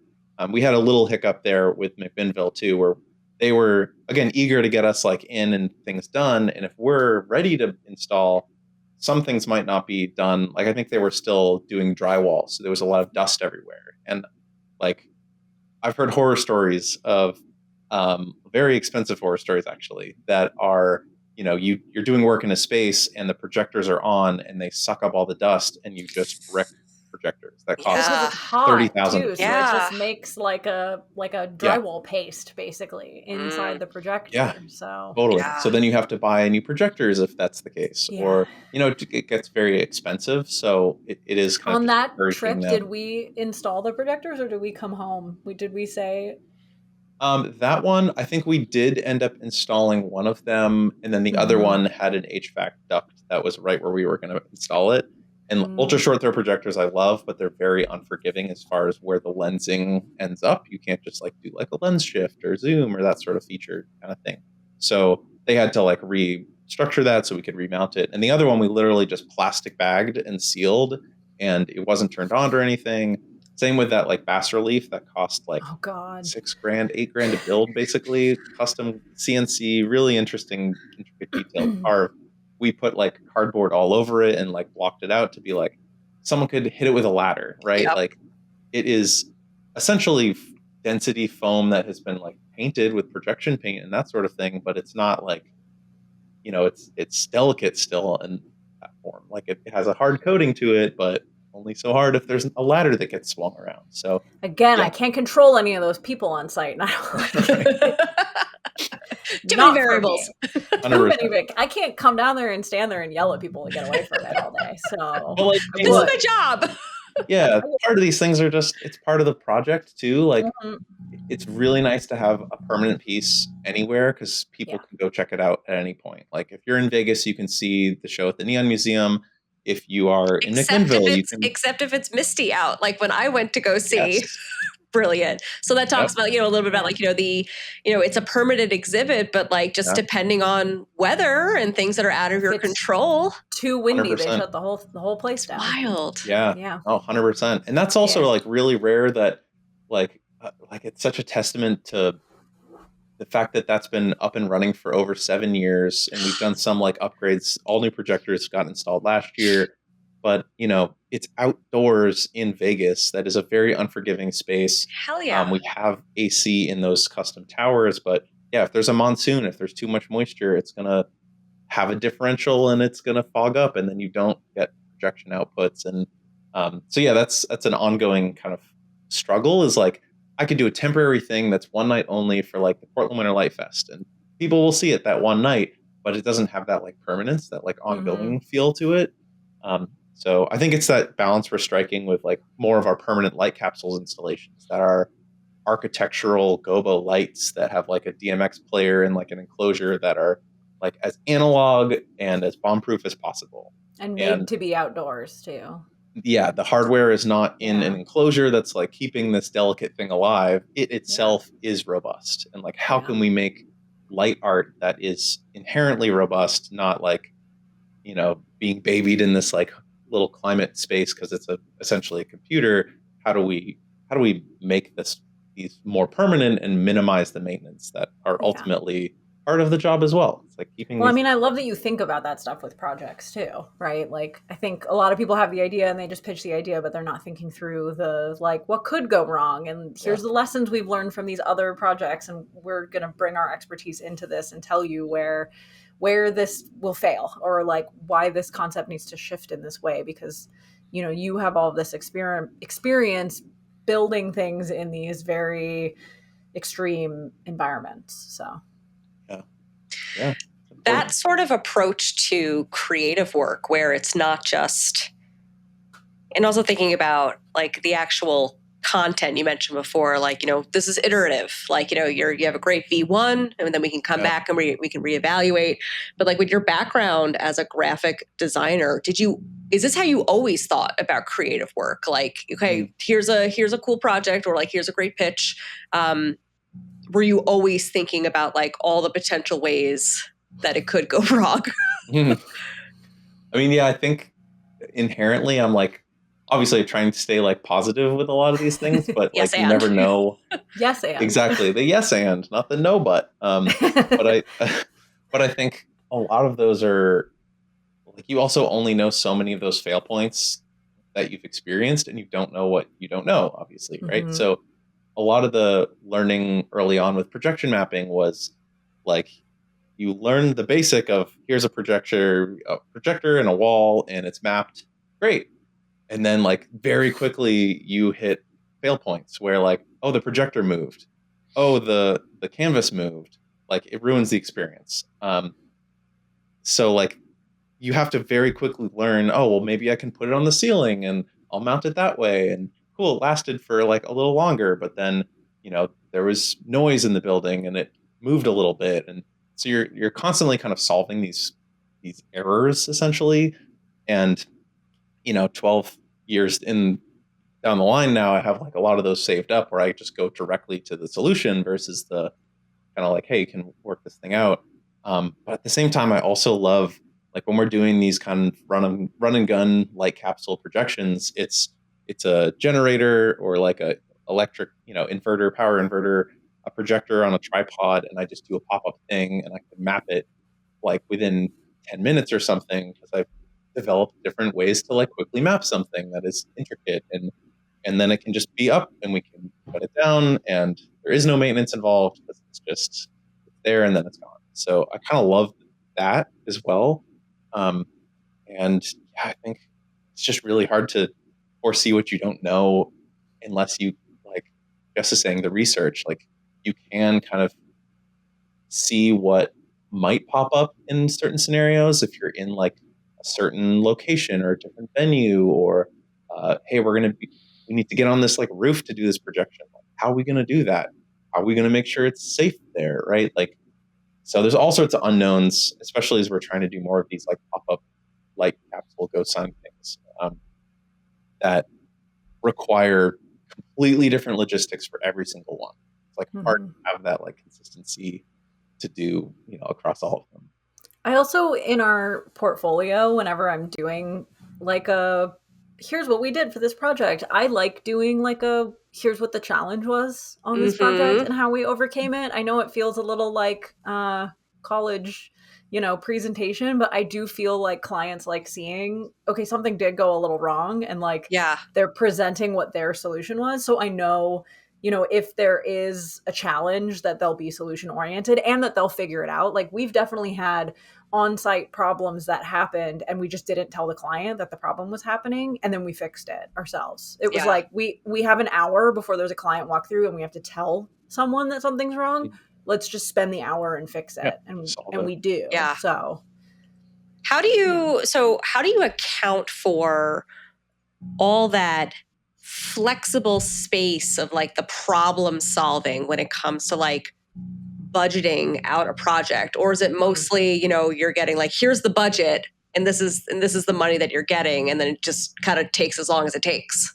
I think there's a balance. There's definitely ways of like that Pathways project was more of a, hey, we've been awarded this budget that we have to properly allocate for. And then there's certain elements of it that are like, hey, this isn't within the scope. Like if they wanted a specific extra, like, you know, pipe and drape or whatever, we did kind of bring up like, hey, doing floor to ceiling pipe and drape, I think that would have been like 20, 30 feet or something in that ballroom would have been nice, but it wasn't within the original scope. So we have, there's some like elements like that.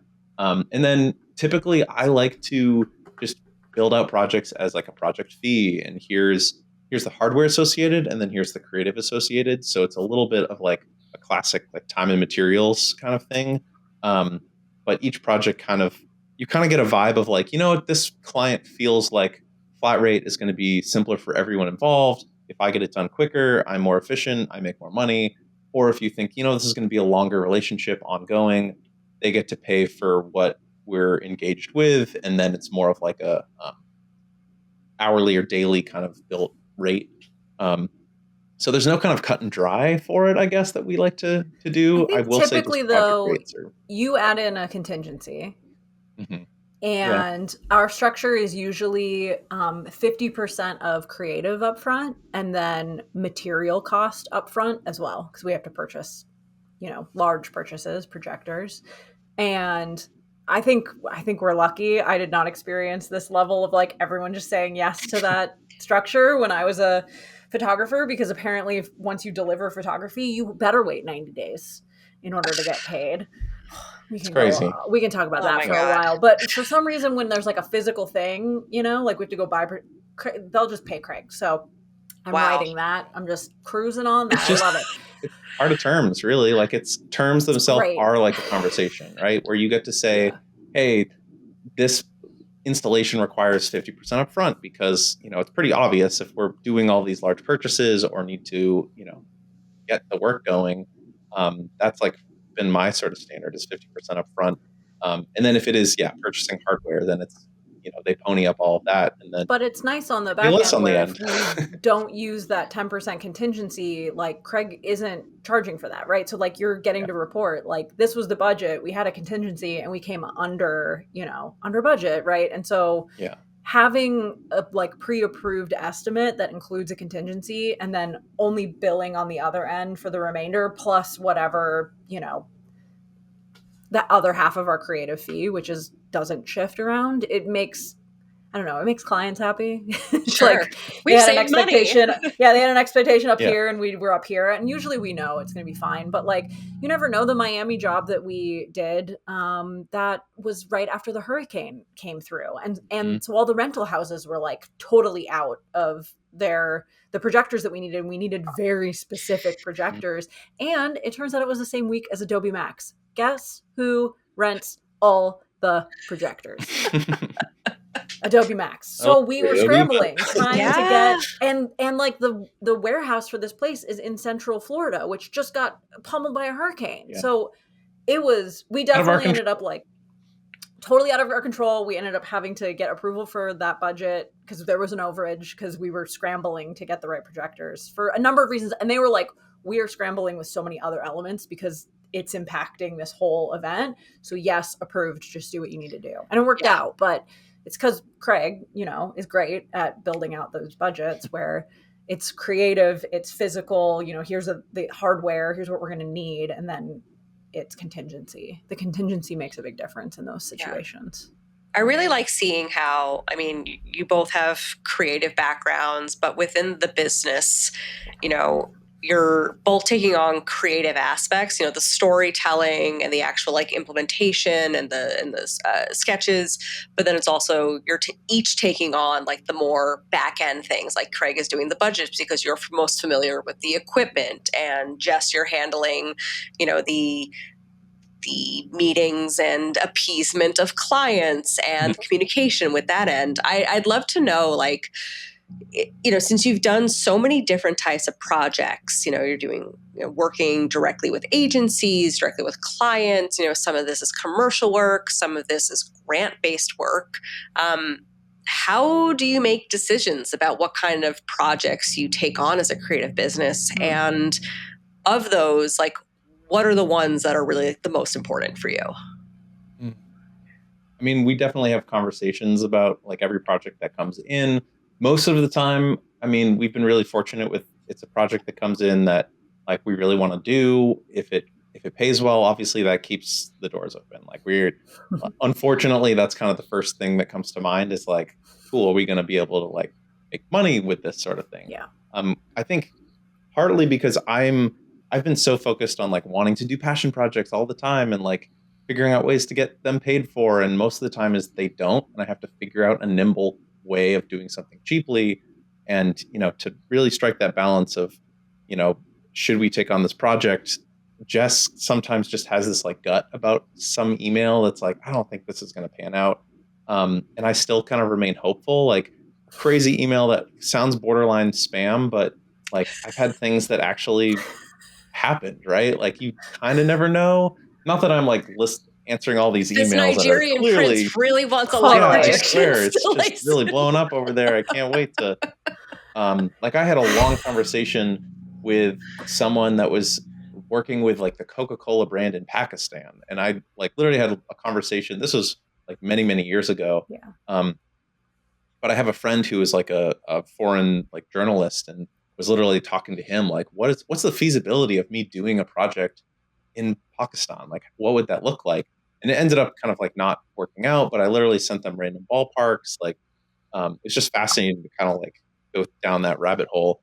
But I expected that to stop at the first email, right? The first correspondence to be like, this clearly is fake. But people exist around the world. You never know. I think one thing that comes to mind that I would love to kind of talk to is like, I tend to have a stress about the like income. Like I kind of joke that like, oh, this is like our current state. This is just an income problem. Let's just make more money, right? Let's just get more projects somehow. And Jess will come at it from more of like, well, how do we minimize our expenses? Like maybe it's an expenses problem where let's like do an analysis. And we ended up solving this sort of problem we had a couple of years ago by I was looking at all the expenses. Like we kind of did like a little role reversal of Jess focused on rebuilding the website, like refreshing how we would approach clients and like reach out to leads and kind of generate that sort of thing.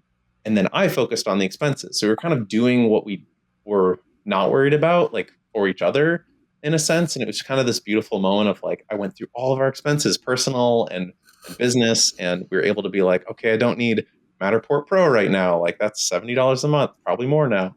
Like, having these moments of kind of like figuring out how to optimize from both ends to like make this, successful is really important, especially if it's a, married couple that is, intertwined with personal and work as a life. So I think we're really lucky. I feel like honestly, most projects that come across our desk we're really excited about. It always kind of comes down to like, if we have a meeting with someone, do we want to work with them? Like, is this a relationship where we're going to like slog through it? Or is it the pay is good enough that we'll slog through it? Like that's kind of, that's where my head's at. Like, I don't want to be doing a job where the pay is minimal and the person I'm working with is also over demanding. Like that's a no for me. I'll do a budget project if it's really cool concept, if it's going to get us, portfolio work, if it is going to be something where like we're satisfied with whatever it is at the end and the client's cool and seems fun to work with, no brainer. That's like, that's an easy yes. But if it's someone where like we're on calls and I'm just like, oh, they're going to be a lot. I already know. Like I'm too old for that. I don't work in corporate America for a reason. Like we don't have to say yes if we're not getting a good vibe. I think Craig has a different approach. Like we have to say yes, we have to pay our bills, and so it turns into like, do we just give a really high ballpark price? Like what is the value that we'll give for our energy being spent totally on this project? And like, it might be a higher value if we think this is a person that's going to take up a lot more of our time because we're getting a lot of emails or we're getting a lot of meetings or we're doing a lot of things before we've even signed a contract. Then I'm like, okay, we should price this appropriately for how hands-on they're asking us to be. And we do. And sometimes it works out, and sometimes they say, oh no, that's out of our budget. We can't do that. And we go, okay. Yeah. It's kind of like there's that meme that went around where it's like, I design $500. You design $5,000. Yes. 100%. Yeah. I think that's hard for Craig to like boundary. I mean, I think sometimes he's like, I'm just going to do it and you don't have to be involved with it. You know, like we're still figuring that out, and then usually I go, okay, that's fine. Like, Yeah. I can't work with this person, and I know that I won't be able to work with this person if they're not paying us enough. And thinking about hearing the balance of, you need that time for passion projects. I mean, Light Capsules was born out of a passion project. So being able to invest in yourself and things that are important to you, like, has led and opened doors for like more work to come in. 100%. Yeah. I like, again, it's so hard to kind of take your own advice most of the time with these things, but like I truly owe, like my past self doing this Projecting West Kickstarter when I first moved out to Portland. Like, I don't even remember why I did it. It was kind of like just kind of for fun with my friend Mike Ackerman, who did all like the illustrations and things. And we just decided, hey, instead of just driving across the country for fun, like let's have some like creative work fun with it. And if anything, it like the Kickstarter funded the trip. Like I think we raised about like $7,000. We were able to rent a camera, and I already had a projector. Like that's not a ton of money to do. It was like a 15-day projections every single night. We were driving like 6 hours a day. Like it was very ambitious. And I think looking back on it, what a unique time of my life to be able to even do that. Because like, I wasn't married. Like if we had kids, there's no way I'd be able to feasibly do that. If I had a dog, like how would we do that with like, a dog in the car as well, trying to do projects. So, I would say like advice to anyone would be to like make that time to do those little passion projects, because that led to the idea for Light Capsules, which led to the permanent installation at the Neon Museum, because I got a residency at Adobe because of that one idea. And that led to like, I can kind of pay like all of the credit for a lot of the rabbit hole that I've been tumbling down comes from those moments of like starting out, not that project in particular, but even 3 years into my graphic design, industrial design career, deciding to leave because I did a pop-up projection on like footwear that went like a little viral. And, like just, if it's a passion project that doesn't really work out, then that's fine too, but at least you tried and did a thing. Yeah. And I think now as we've gotten more like commercial success, it's harder to find time to be like, to do that in a completely new way. Like I think one of the goals for this year, I was like, I'm loving the process we're making with Light Capsules and with our kind of projects that we're working on, but like, how do I carve out just to, some time to do something completely new, like some random idea that I might have, because who knows what that might lead to. And like, it's also okay if I don't have time to do that, but those strings that you feel of like, oh, that thing I keep coming back to, like sometime I have to actually do that, even if it's like an idea that's 3 years old. If it's still sticking with me, clearly there's something I need to do to like just get it out of my mind, like make a thing and then move on from that. I want to have a follow-up on what sort of passion projects you focus on, Jess. And then I want to ask about, you've done so many cool things. Like, do you ever feel like you've already reached your creative peaks? And what does that feel like? How does that manifest? And how do you like work through that sort of like, I wouldn't say it's imposter syndrome, but it's like that pressure of like self-criticism is like, can be so daunting. I feel like my answer encompasses both of those things. Cool. So, photography is my lifelong passion. It's something I've always been drawn to and loved. And I have been in like I would call it a like 4-year drought of inspiration. I do partially blame Portland. I love living here as a person, but I do not love living here as an artist. It is not my light. It is not my color palette. It is not inspiring to me. And I know that, and I knew that coming here. Craig and I had a lot of conversations about that. I came from Los Angeles, and before that, San Francisco, and good Lord, just LA's light is absurd, and San Francisco is like you're constantly walking in a postcard. It's ridiculous. Oh my God. Like I turn a block and it's like Jurassic size succulents, and I'm just like, every day I'm just stunning. Like taken aback. And Portland is is very green and is very gray. seasonal. It's Yeah. very gray. There's seasons, like real seasons, but the personal growth that I've done here has been really incredible. So I will say my current passion project is our garden. Ugh, I'm old and I love it. I love that. Like you're like getting your hands dirty, and it's like that's like the most analog you can get. It's the best. I grow dahlias. I'm obsessed with them. My cafe au lait is my pride and joy. I grow peonies. They're the most beautiful peonies. I'm obsessed with them. I have one called Sarah Bernhardt, which was what my grandma used to call me as a kid because I'm so dramatic. So I bought the peony named after her, and she is very dramatic. Oh And my God. I'm an iris. I'm a grandma. I love irises. So the Shriner's Iris Garden is like the most beautiful test garden in all of the Pacific Northwest, and we're obsessed. Shout out Shriners. I'll just give them free anything. Oh, yeah. They're the best, but they smell so good, and I love irises. They look like little aliens. So I think for me, like planting a thing and then having to have the patience to watch it grow has been like very helpful. I've definitely been on more of a like interpersonal journey. I also hated the first 3 winters here. Just hated them. Just everyone shuts down, everyone hibernates, like all of this like energy of like socialization in Portland, it goes away, and I didn't get it. I just didn't get it. And then I was like, you want me to just be alone with my thoughts? Like and then I thought everyone hated me because I also have that little. So I think the last 2 winters I've finally embraced that like this is a time for me to slow down and self-reflect and think about what I want and what I want for the year and what I want for our business and what I want for us personally. And I think every year I've done so much more interpersonal growth because I've embraced that, kind of like my own winterization. I'm not in the garden every day. Like I don't have all of these distractions. And so that's been really meaningful. But I think maybe in the next year or 2, I need to go back and try to reconnect to my photography and get back into it. I bought, a Ricoh GR. I love it. It's so cute. It's in my pocket. It's my everywhere camera. And I don't take photos with it.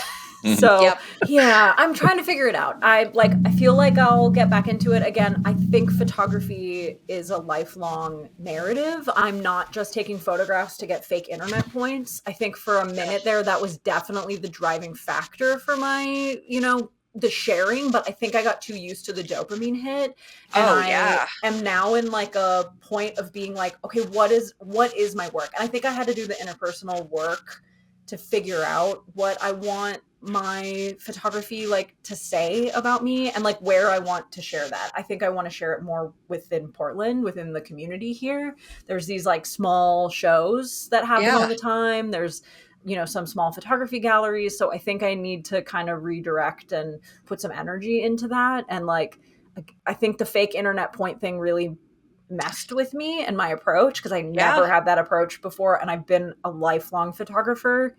I learned in high school in taking film classes. I took film classes in college. I never took those photos for anyone else. And I know I worked at Instagram, so I'm like, saying. And with the amount of followers that you had, I mean, like it's impossible to not get attached to that dopamine. Well, I rewired my brain for sure through that channel of sharing my work, and I need to undo that. So I've been doing that for the last few years. I am like slowly trying to figure out what taking photos means to me now and what that might look like now. And again, I think just reminding myself like it is a lifelong practice, but life is too short. So I need to exercise that, creative muscle more. I love taking photos for our business. I love taking photos of Craig doing what it is that he does and like making our bills. And I love being on set with a client, taking pictures that are like the final stills for what it is we're doing. I get so much joy out of that. So I'm happy I still am engaging with that when it comes to our work, but I don't have that for like me personally, Jessica, the artist. So I got to get back in there. I should, not to continue to fuel that dopamine need, but like, I mean, I love like peeping on both of your Instagrams when you go travel and just like to see the way that you capture each other and like, it's very cute. I love it. Oh, Thanks. It really helps that we're super in love. So It really does. I mean, I honestly like I've been trying to encourage Jess to like not force her to like you should do photo, whatever, and but like I know that that's coming out of her next like phase or something. You never know. Like a lot of Winslow Studio does feel focused heavily on projection mapping and like what I bring to the table, and a lot of what Jess brings is that like the narrative and the creative strategy that doesn't necessarily come forefront. So like I do want to keep continuing to encourage her, and I think we both have had like these career moments of like, did I peak a while ago kind of thing, right? Like just before the pandemic, having a huge project with Tim Burton was amazing, and then it ended abruptly like a month early and was kind of like forgotten, right? So like What was that Tim Burton project?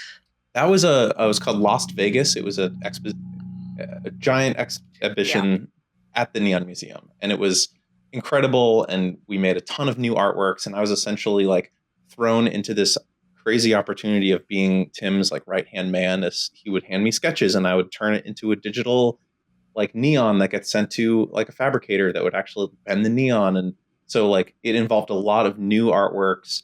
We built this giant dome, and a lot of it was we had so little time. It was just me and a producer and like another person working with Tim and the curator and a bunch of build people that like threw this thing together.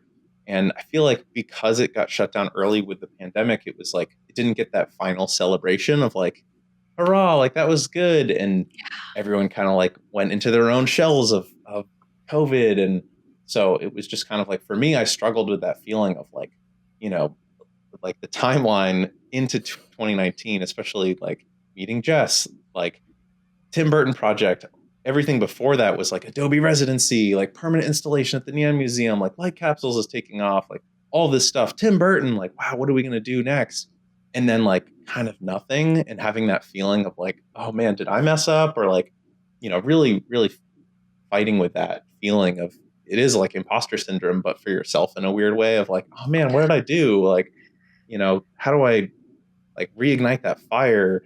And like Tim reached out recently about maybe a new project, and I think that like made me realize like, oh, okay, it isn't me. It's just like this is how the world works, and I've done a bunch of other projects in the meantime, and like that's kind of like an ongoing, I think, struggle as a creative, is that like up and down flow of like just projects and successes, and like the fact that Jess mentions like our garden, like I do forget to put credit in like all the housework we've done and renovations, and we want to Oh put like yeah. a living room atomic lounge in the basement. Like there are these like personal things that are very satisfying, but I don't get to check those off as like a designer. Sure.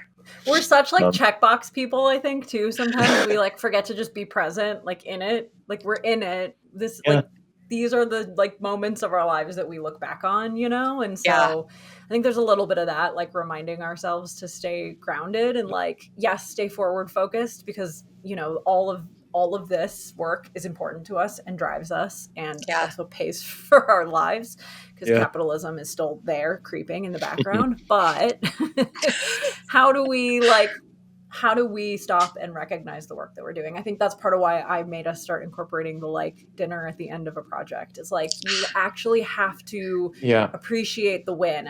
We should probably start doing that with our house projects too. It's like there's always checklists, there's always things, there's always something to do and something to fix or something to work on. And it's like, okay, but how do we like slow down and appreciate it in this moment too? Yeah. Because otherwise, you yeah. think you have all these career highs, and like you might Yeah. have another career high. And also, who cares? What does a career high mean? Like, am I going to be 80 being like, oh my God, I'm so sad I only had 2 career highs? Like, no, just make memories. Just like live your life and have Yeah. experiences and like work because you like have to, I guess. But like, if you love it, God, what a blessing. Yeah. That influences my very last question for you, which is like, how have your interpretations of success and failure shifted throughout your career? And what is success and failure? What does success mean for you now? That's a good question. Gosh, I mean, I remember looking back at Projecting West, again, the Kickstarter project, that turns 10 years old in like June 1st, I think, was our first like day on that trip. So, 10 years looking back at some of those posts that we wrote that were like so dramatic, like, oh, we missed a night of projection and like we were just exhausted and The like it world is is so done. dramatic. Oh my God. But, there was this like overcoming success even in that moment, because the next day we did like two in one night. We like took time to reset, and like looking back at that little micro story of like first world problems, the show, um, life gets more complicated, and you realize like, oh man, that way I thought about success and failure is like really, I've now updated that entry, right? um, so I think of like, it's really hard thinking of like when I started the Adobe residency, especially, I felt like I've made it. Like this is the thing that I'm like set. In many ways, it really was like the jet fuel that I continue to like have like a immense amount of thanks that they like really embraced light capsules as a project. And even starting that, I thought like I started numbering those 001, assuming that would hit like 100 plus immediately. And my ambitions for that project were so much higher, and I ended up doing, I think, like 13 of them throughout the residency. And I like spoke at South by Southwest and creative jams and like did so much more. But I think for my own sake, I set the bar a little too high with those and came out of it feeling like, well, it's like I'm proud of what I did, but like maybe for the next one, if I'm not as ambitious, it's ambitious is even like the right word. It's like setting the expectation to, a number that is, is achievable, so you can blow past it and like offer yourself some of that surprise, is like what I need to kind of shift to, because I think I do tend to like set a higher expectation. And Jess and I have that kind of bouncing back and forth too, where we're looking at the Route 66 Centennial project I'm working on next year, which involves light capsules in some way.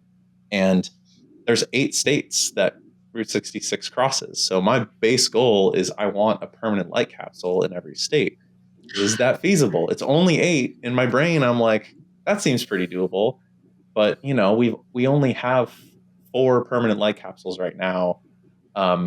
So it's an ambitious goal to do something permanent. Again, multiple states involved.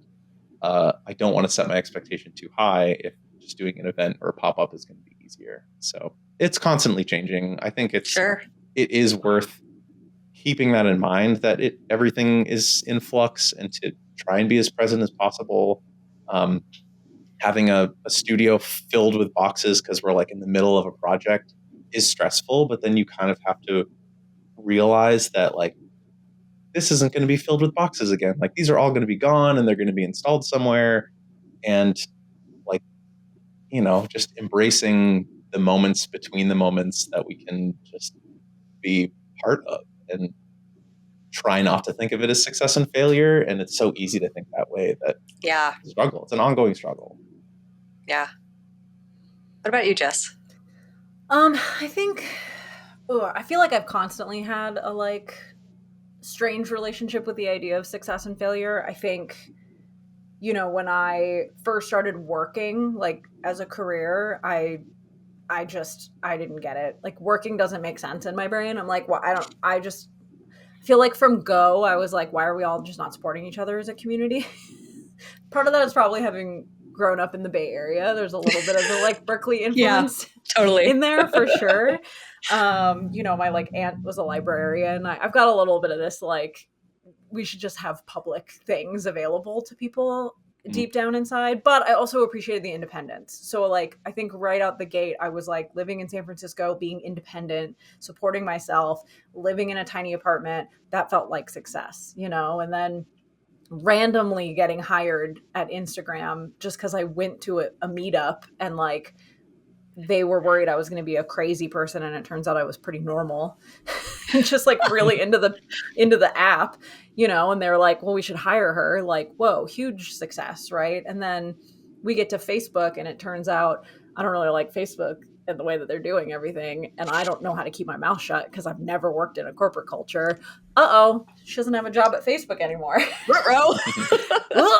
Like that felt like a huge failure to me, you know? And then I'm like, well, let me just turn this failure into a success. And I'm like, cool, now I'm a photographer. That's just what I do.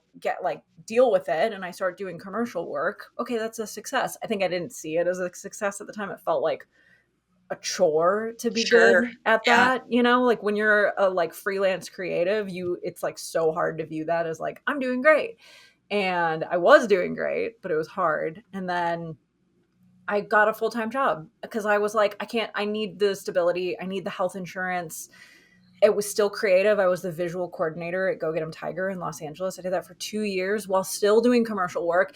And that was kind of the moment where I was like, I think back in that mindset of like, what, like jobs are not you. Like it doesn't define you. This is not how you get to say whether or not you're a success or a failure. Some people are going to look at you and say, oh, you took a full-time job. You're a failure at your art. But for me, I was like, I need this to survive right now. Sure. This is like just living, being able to live and having a cool job with cool people in a cool industry. I got to go to Honduras, like very lucky that I fell into that. That's a huge success. Like that was when I kind of started shifting my mindset of like, I should be doing things because they make my life easier. I shouldn't be trying to climb this invisible ladder or like make my life online seem XYZ or like be the most vulnerable again for fake internet points. Like just because there's an expectation of what I'm supposed to do or what hustle culture looks like or what people want to see from me in my struggle or whatever. And I think that was when I really shifted like what my priorities were. It's also when I, you know, changed my entire long-term relationship that I had previously, you know, before Craig was like, this is not like, I need to view these things not as like I can't go through this. Like I can't break up because the whole internet has this expectation of what our relationship looks like. Oh, wow. What? Yeah. So I think there was this, like, I felt a lot of pressure from the way outsiders looked. I perceived outsiders looking at me, and that influenced whether or not I viewed both my career and my personal life as a success or failure. And then all of a sudden, all of that shifted and changed for me. It was like right around my 35th birthday. And I was like, nope, none of this matters. Like I get one life and I have to live my life in a way that makes me happy. Have you read The Courage to be Disliked? Oh my God, I should. That sounds great. I just finished the audiobook of it. It's presented in the format of like an elder philosopher and a younger student. Just talking. I mean, you were kind of touching upon parts of it earlier. Yeah. Like, I can't control this person. Like, this is their task. Like, I can't control how they perceive me. I can't control. I'm only responsible for the things that I can control. And it's kind of wrapped up in the fact that, like, you know, like allowing yourself to be yourself is the strongest form, most truest form of freedom. Totally. Yeah. Well, and I think that's why our relationship works so well, because I think Craig encourages me to be like my most authentic self. And I hope I encourage that for him. And also we balance each other, and that like he tries to push me like, okay, maybe caring a little bit about your career is good.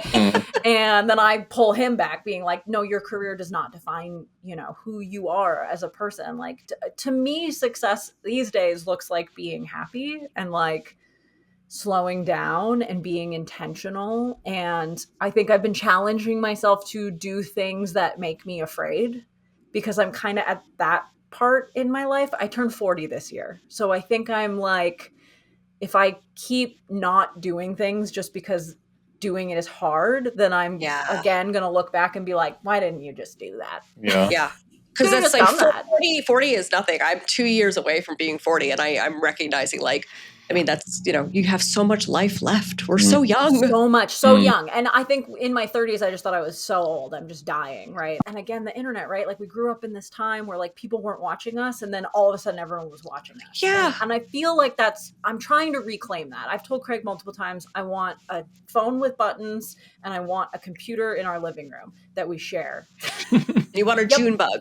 You want a June bug with like just I two want big a buttons. fax machine and a house phone. I think I'm done a little bit with like how connected everything is and how much I let that influence what I was doing. That I was compromising my happiness because it wouldn't look good. What does that mean? So I think I've started living an authentic life, and now I'm trying to figure out how to slow down a little bit too, Sure. and push myself and do the things that I've avoided doing because they seem hard or scary. So yeah. That's so damn inspiring. And thank you for sharing your incredible story of like, your personal lives together and your professional lives. I mean, it's very cool, the work that you do. Thanks for wanting to chat with us. Oh my God, anytime. That was Craig and Jess of Winslow Studio. What really inspired me about this conversation was witnessing a married couple who has genuinely figured out how to work together in a way that strengthens both their business and their relationship. The way they've learned to balance Craig's yes and optimism, but Jess's no but practicality isn't just good business strategy, it's what makes their partnership work too. I loved hearing about their boundaries, like having work dates separate from personal date nights, and Jess's transparent communication, like, I'm not feeling heard right now, can we reset? It's so refreshing to hear a couple talk openly about the tools they use to navigate conflict and to support each other's creative growth. Their story gives me hope that you can really build something meaningful with your partner without sacrificing your relationship in the process. It takes work. It takes intention, communication, and a lot of mutual respect, but it's clearly possible. Thank you so much for listening to this episode of Creatives Processing. If you're in a creative partnership or considering it, I'd love for you to share this episode. I think Craig and Jess's insights are really valuable. You can explore Winslow Studio's work online at winslow.studio and follow them on Instagram at Hello Winslow Studio. You can find me and my creative studio, Word of Mouth, at wordofmouthcreative.co, or connect with me directly on Instagram at Creatives Processing, or emailing creativesprocessing@wordofmouthcreative.co. And if you loved this episode, please rate it and comment. Till next time, stay human, stay curious.